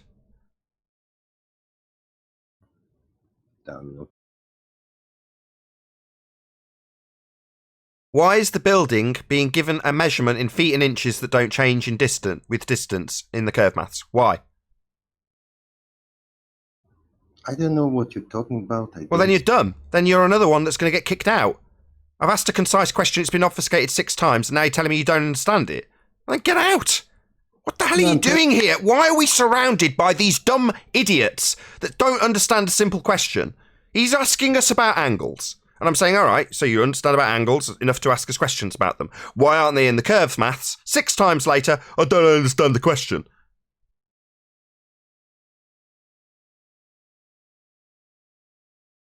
Time for him to go. He didn't even answer my Why question. why don't you say you don't understand why they're not in the curve maps? Because Nathan keeps saying that, but you don't seem to care about that. But then you keep asking about angles. Well, why are there no angles in your curve maps? Now that you've asked the question, thank you, God Chocolate's here. Because they've hijacked that effect. And when things get too small to see, they call that effect Earth curve. Usually at the most limited angle, which is over the deck, that's where you lose things, i.e. the bottom of stuff. Well, they claim that's Earth curve. It ignores all effects of angular relationships, that would be perspective, and calls that very effect Earth curve. That's why, Chocolate. Thanks for asking.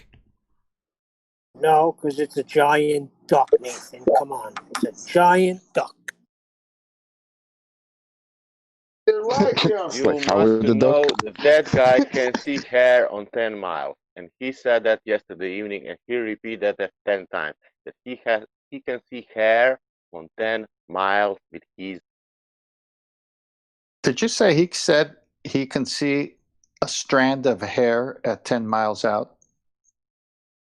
Yeah, he said that 10 times, and he repeated that yesterday evening. I was like, because he was saying Nathan didn't know how much kilometer has in 1 meter, and I has it's 0.001, and then what then?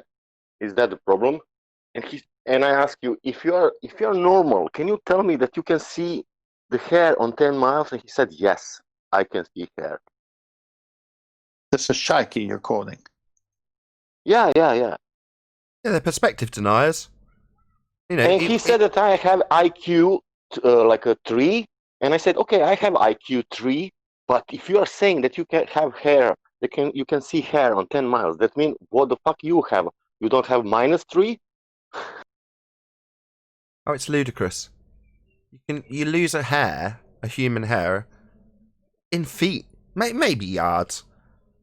But 10 miles, see a human hair? You having me on? Absolutely 7 feet absurd. exactly, Nathan. I did it. 7 feet. Yeah, I Nathan, didn't I'm ask driving you, can down you the road see right me now, on 10 and miles? I see a bunch of trees with leaves on them, but at the farther distance, I can't resolve any leaves on that tree, so I don't know what he's talking about. I have no idea, and I'm driving. Right.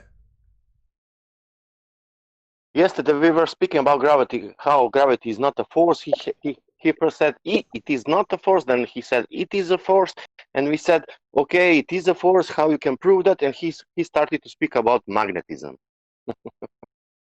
You want to know what the really scary part is? That you're discussing what you discussed with Chaiki. That's the scary part. Why do we have to be surrounded by complete idiots? I don't understand your question. Let's ask you about angles again. Why are we surrounded by dumbos? Because dumbos believe in the globe Earth. No, it's a carnival tent. You know it. You've been here. Dumb people. Yeah, I knew it from day one. Ball Earth Circus. What's the angle to the sun? At night. That's what he was trying to say. What's the angle to what kind of question is that? And let me ask you a question. Another question on top of that. What are you basing your angle to the sun off of? Refracted horizon. Maybe.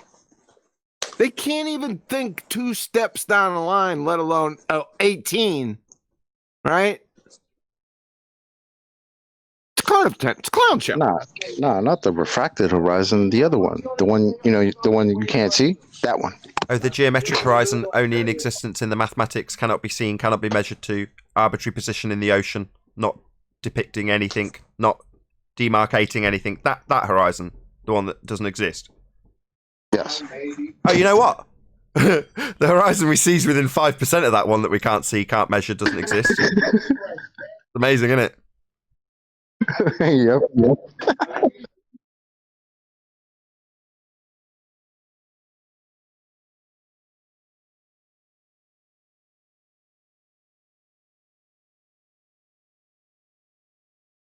Hello, are we alive? Hello, Spurs. Thank you, Hi. Spurs. We are alive. I just wanted yes. to ask. Hi, yeah. I wanted to ask. I don't know if any ballers are here. Zanik is here. Hopefully, he's here. Or you can just think about this question I want to ask Zanik, because we're trying to say that Einstein superseded Newton. Mass doesn't attract mass. So Mr. Scott and that are going back and forth. But it is a force. It's not a force. So. Spurs, the new black is that gravity is a reification fallacy. Is the attraction in the object or outside of the object? Zanik, or any baller?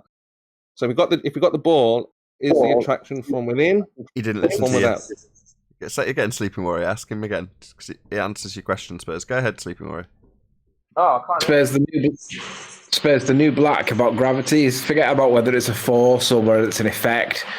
The new black on gravity is that gravity is a reification fallacy, Spurs. They're trying to make something that's conceptual into a real thing, and that's reification. Right. Oh, yeah, I heard you talk about that, yeah. They're going to say, no, that's why I would just over with them now saying, is it a... So I said, look, we've superseded this Newtonian. They're like, no, it's still a force. It's mass attracting mass. So that's why I'm asking, is it from within?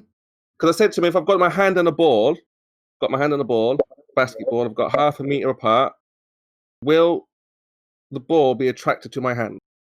They were like, they didn't want to answer it. So I said, is the attraction from within my hand? Mr. Scott, first he said, yes, it's in your hand. Then he said, no, it's not in your hand. And then they just wouldn't commit to whether the source or is from within. Because what I was going to say was, if it's how to understand Einstein is that you've got your hand, the ball, they won't attract one another. You put your hand, the ball on a trampoline. You put the ball, you press on the trampoline with your hand, the ball rolls towards your hand. So if they're going to say it rolled because of an attraction, not because of the bending of the trampoline, then did that force come from within my hand or outside of my hand? So that's what I want Zanik or any of the ball out there, if they can. Let's just see if Anthony's got anything else to add. Do you want to reiterate your point, Anthony, or what? I've got a point, if not. It's just a reification fallacy, Spurs. The more they talk about it, the more it seems to exist. The more they think that it exists. It's a reification fallacy, Spurs. It's the best example of reification that we can come to. Forget trampolines and all that. Just keep saying to them, it's reification. Paul, I've got something. Hold on, Spurs. Hold on. Just one sec. Paul, go ahead. I know what it is. It's a time differential. That's the cause. That's it. Time differential. You got pressure differential. The cause of gravity is a time differential. So remember that thing I talked about earlier about the time moving faster at your head and slower at your feet? It's that time differential that's causing it. Come on. Yeah, remember me telling you that time doesn't cause things? Us arbitrarily assigning integers to that which can't cause anything? Yeah. Anyway, Spurs. Let me just try and give you an analogy that's not gravity. So if I explain to you, you've seen... Go ahead. Who's in G+? Go ahead.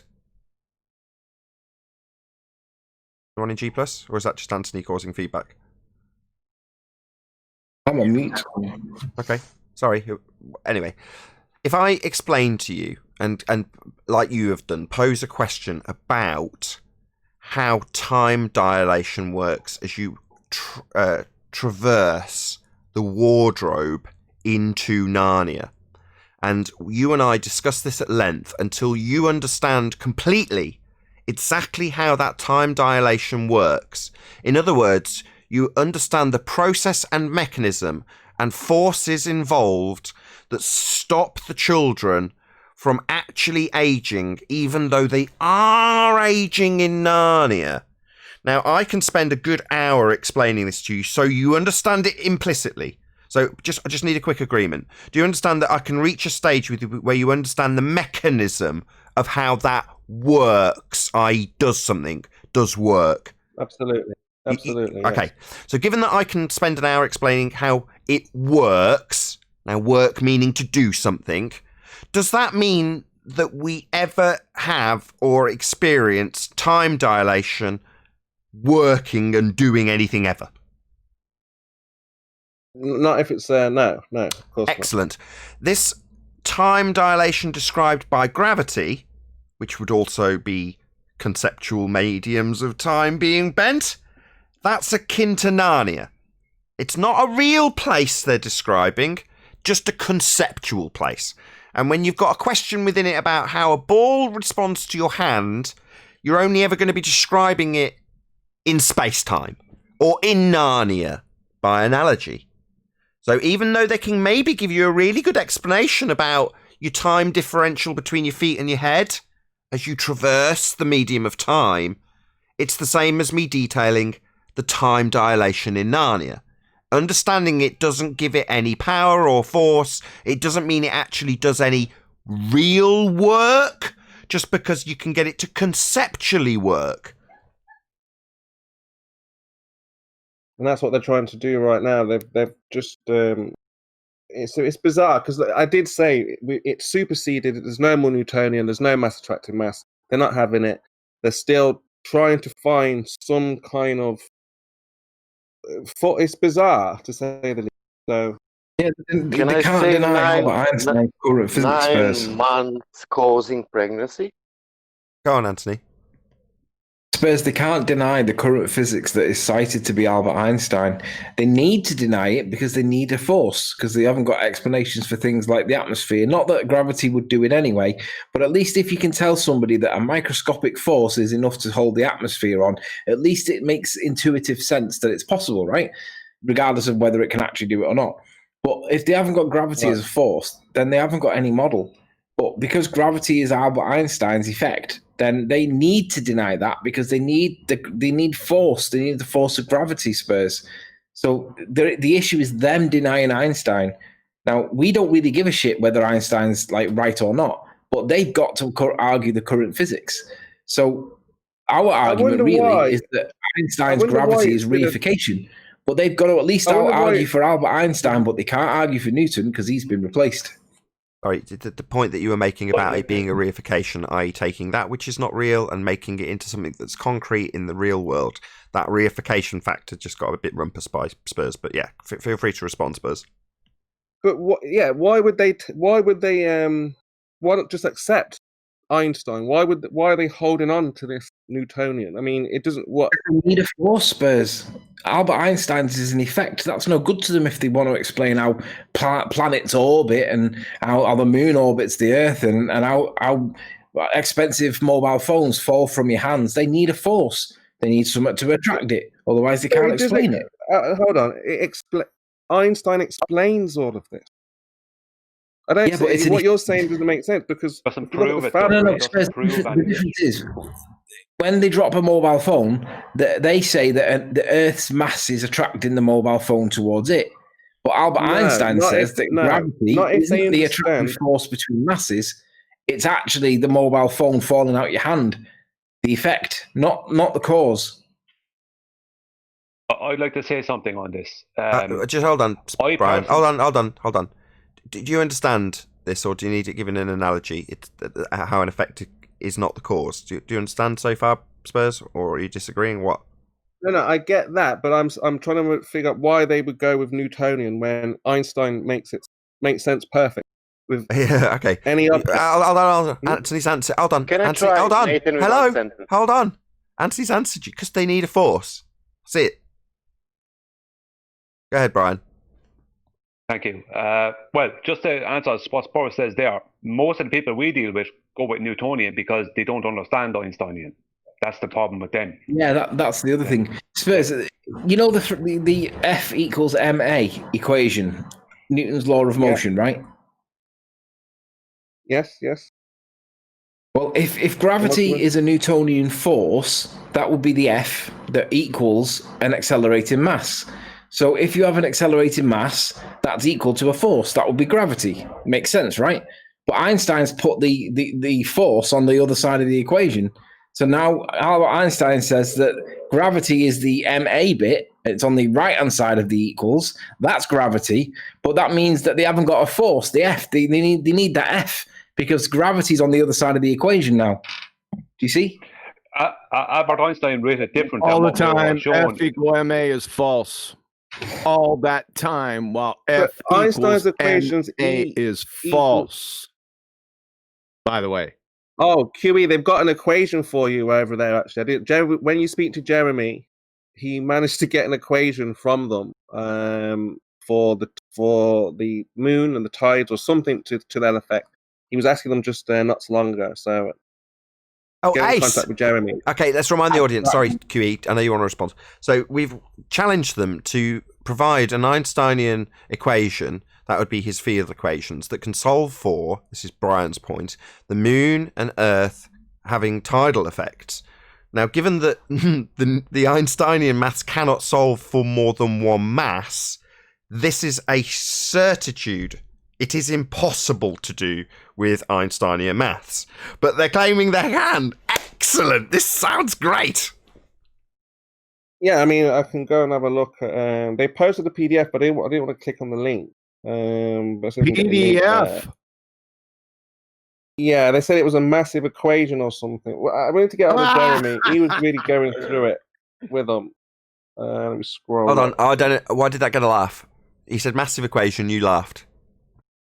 Yeah, it's not that. Why should it be a PDF? It's just a simple equation. It's not simple, but I don't need a PDF. It's an Let me try equation. and get it up. Knowing them, it's probably not what he asked for. Jeremy, who? He usually goes into 24/7. Just Jeremy, we know him as. He's been asking this a lot. This equation. Just this formula Jeremy, as well. I know him as. I don't. Gem Panda? No. Jeremy, yeah. Let me just okay. scroll. I'm just scrolling up now. I am. Where are you at? In Discord? No, I'm looking in Gems. They posted this. They were talking about this morning, and then they posted something. They were like, "Look at this, Jeremy. Here's the equation that you're looking for." So Jeremy was like, "Give me the equation, and I'll take it to people who can understand it." So they posted something, but I've just got to scroll up and find it. Oh, somebody emailed me. It's on archive. Oh, you've got it, yeah? Yeah, it's on archive. What does it do? Well, somebody published it? No, let me just try to find it. Can you fill us in? Hold on. Can you fill us in? What is it? This PDF, right?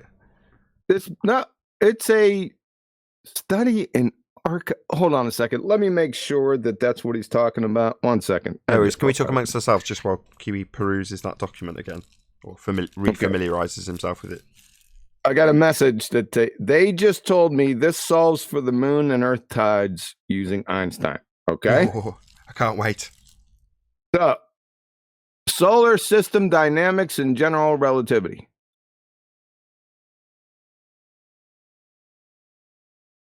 Solar, where at? Baz was in there as well. This is a study, right?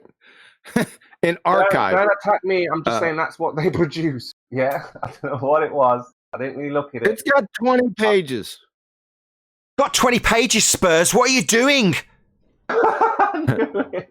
Here, I'll give it to you, Nathan. Check this out. I'll put it in Ballbusters. Thank you very much.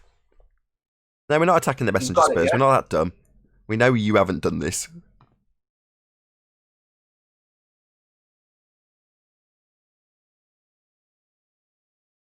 While you're figuring that out, I just want to let you know, I found that my unicorn by the lamppost grazing on skittle trees. Skittle trees? Yeah, that's what I found. That's why I feed it Skittles, because there was in Narnia, there's skittle trees in Narnia next to the lamppost. Just saying. It's just a funny coincidence. I was mentioning how good they are for animals earlier on in the show. Yeah, they're not. Did you hear about They're great for unicorns, though. they actually fed cattle Skittles at some point, like secretly in America? I don't know. Maybe it's just crazy media stories, but If only cows could talk, we'd know how much they tasted the rainbow. That resulted in mad cow disease, I think. No, that was them feeding them themselves. No, they alleged that was because they were feeding them their own kind. Feeding cow to cow. Oh.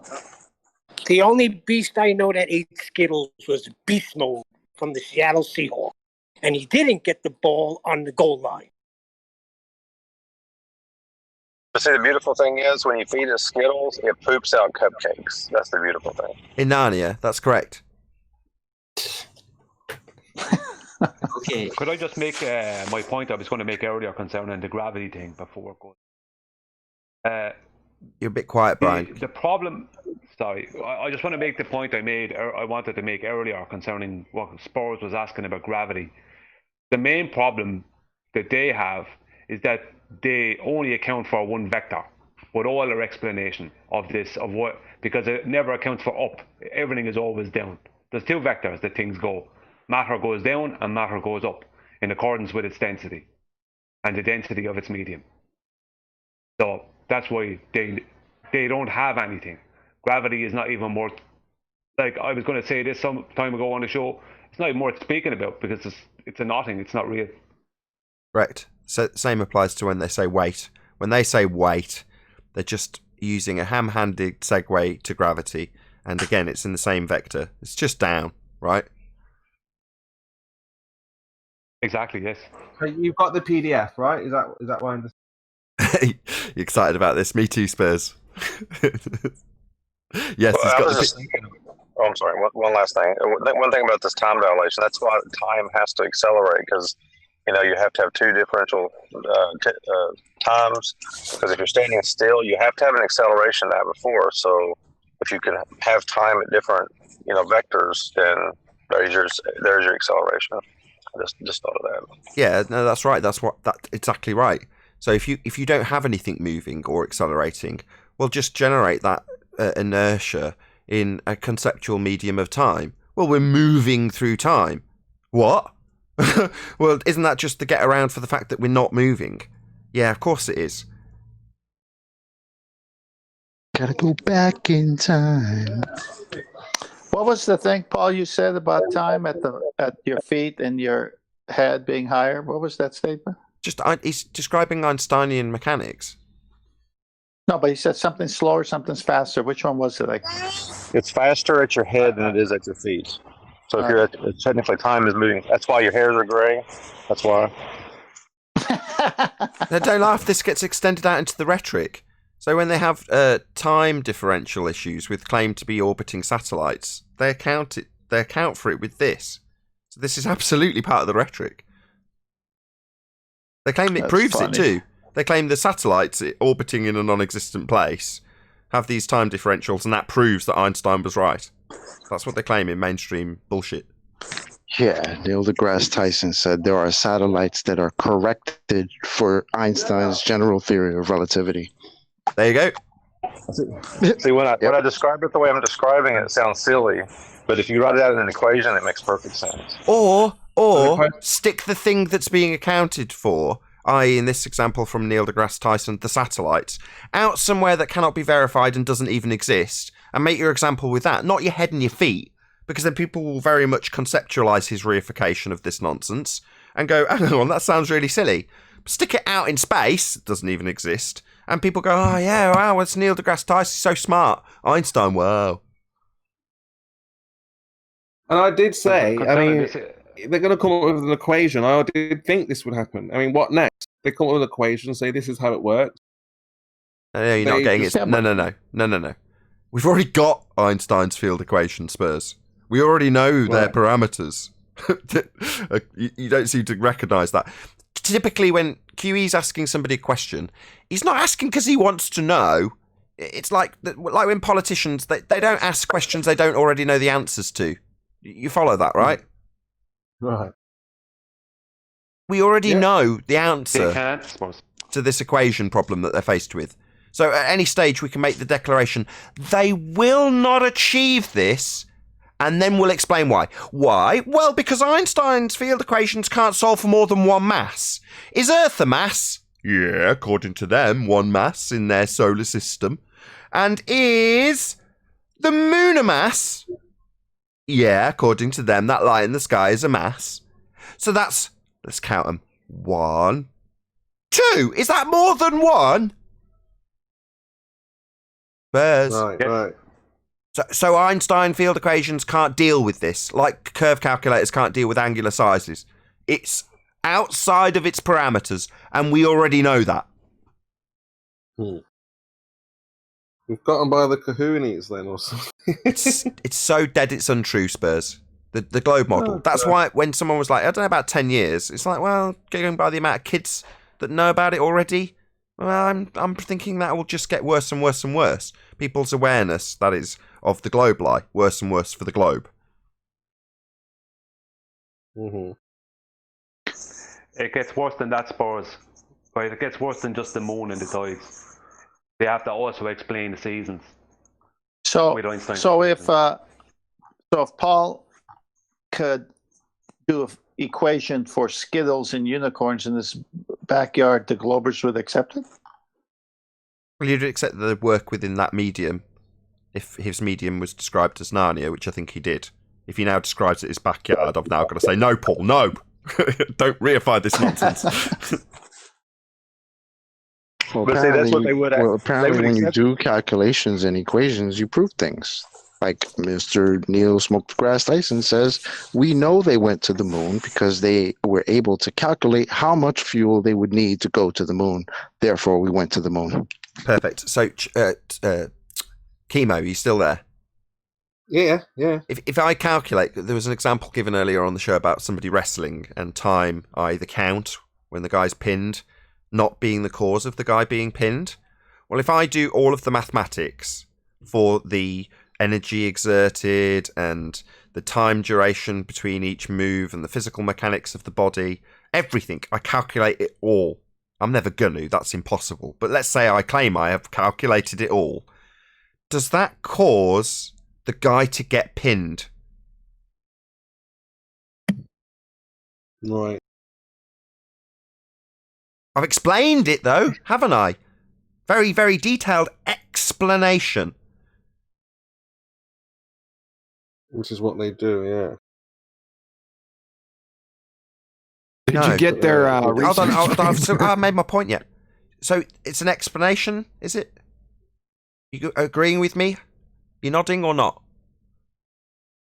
It's just an explanation. Yeah. No, it's not. It's a description.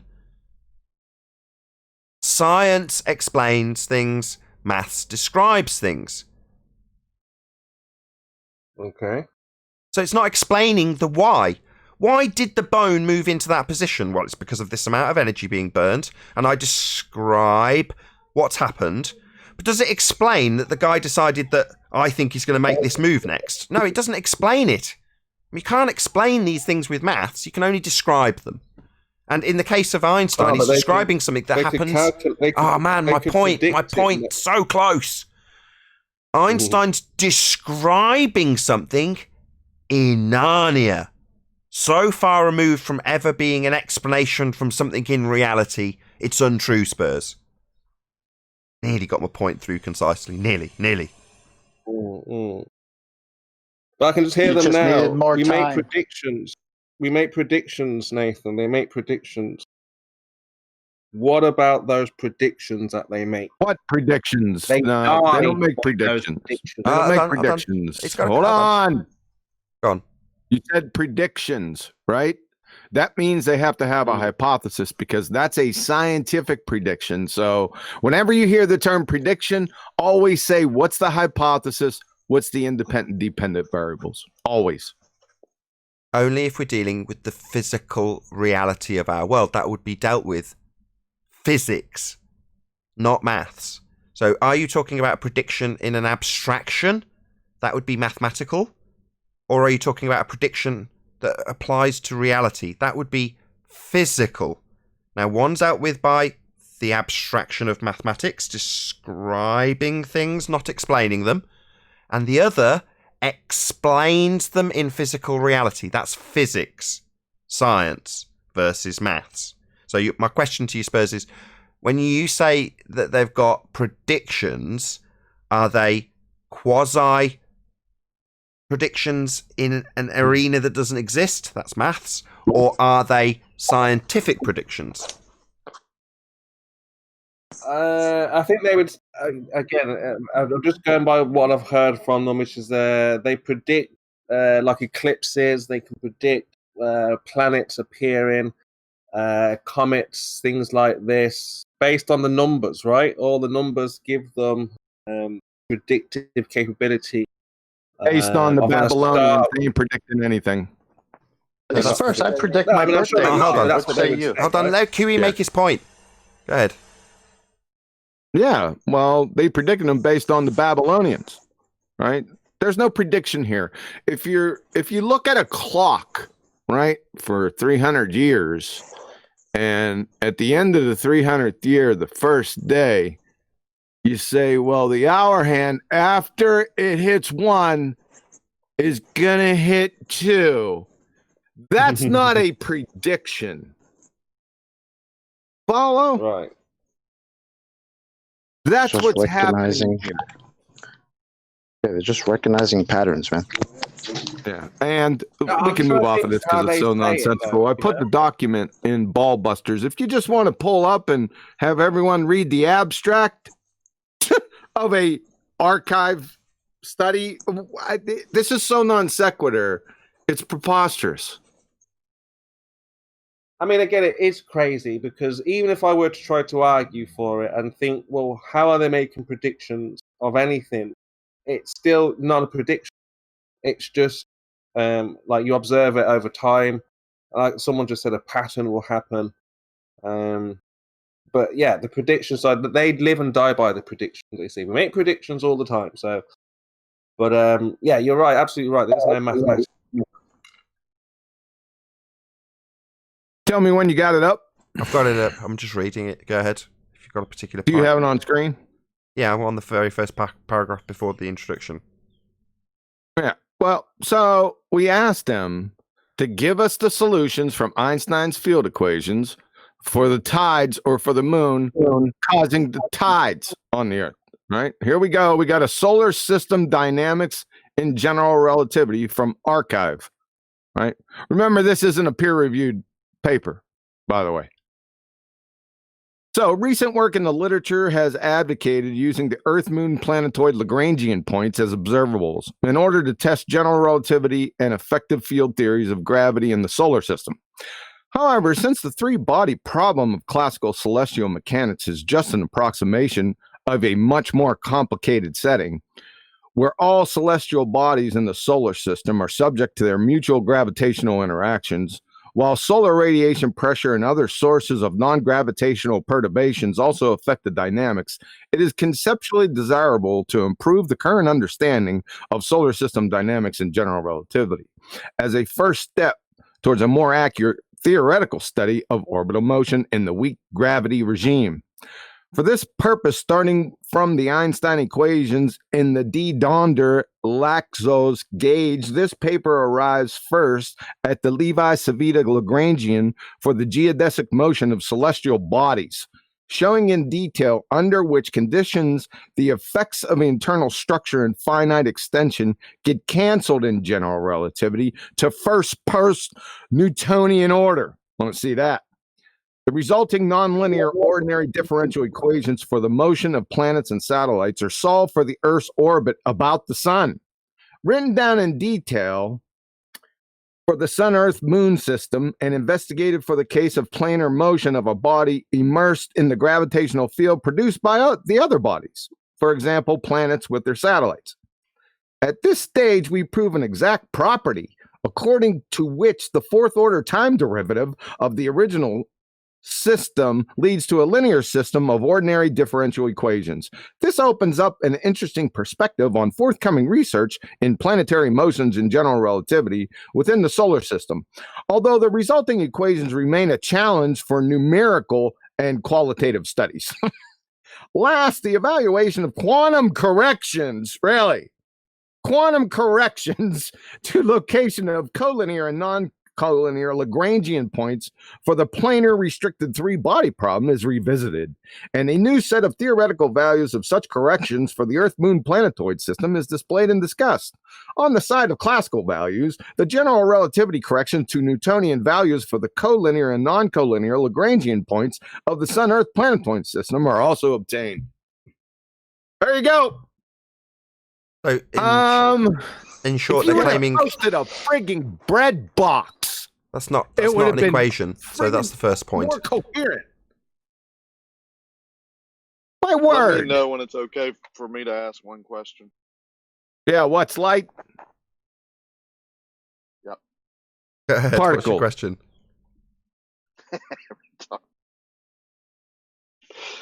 Good show, guys. So, what you got to do here, it doesn't talk about the question at all. Does anyone see tides in here? Number one. No, there's no tides. No. Number two, scroll down to Lagrangian of the n-body problem in general relativity. We're going to take a look. Everyone's going to see Einstein's equation for the first time. Okay. R u sub uv minus 1/2 g sub uv r equals 8 pi big G subscript n over C4 T subscript uv. This is tensor equation, right? So when you come with your bullshit the next time, we want values. We want somebody from the ball-tard ball side to come here and tell us each of these tensors, the energy momentum tensor, all of them, we want them to explain what they mean exactly. That's what we need with this equation right here. Not this bullshit that doesn't speak to our question. Can you repeat the question, please?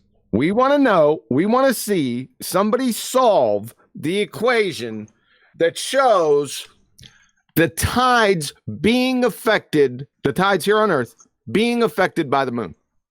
That's what we need. Perfect. And with that, I'm going to say a huge, massive, enormous thank you to both Discord and G+ panels for making today's after show possible. And of course, a massive thank you to all of you in the primary stream audience for hopefully smashing the super chat, liking, commenting, sharing, subscribing, and all that good stuff. Be sure to check out nathanoakley.com and the Flat Earth Debate Forum to keep up to date with the community debate. I've been Nathan Oakley, and I'll see you all in the next video.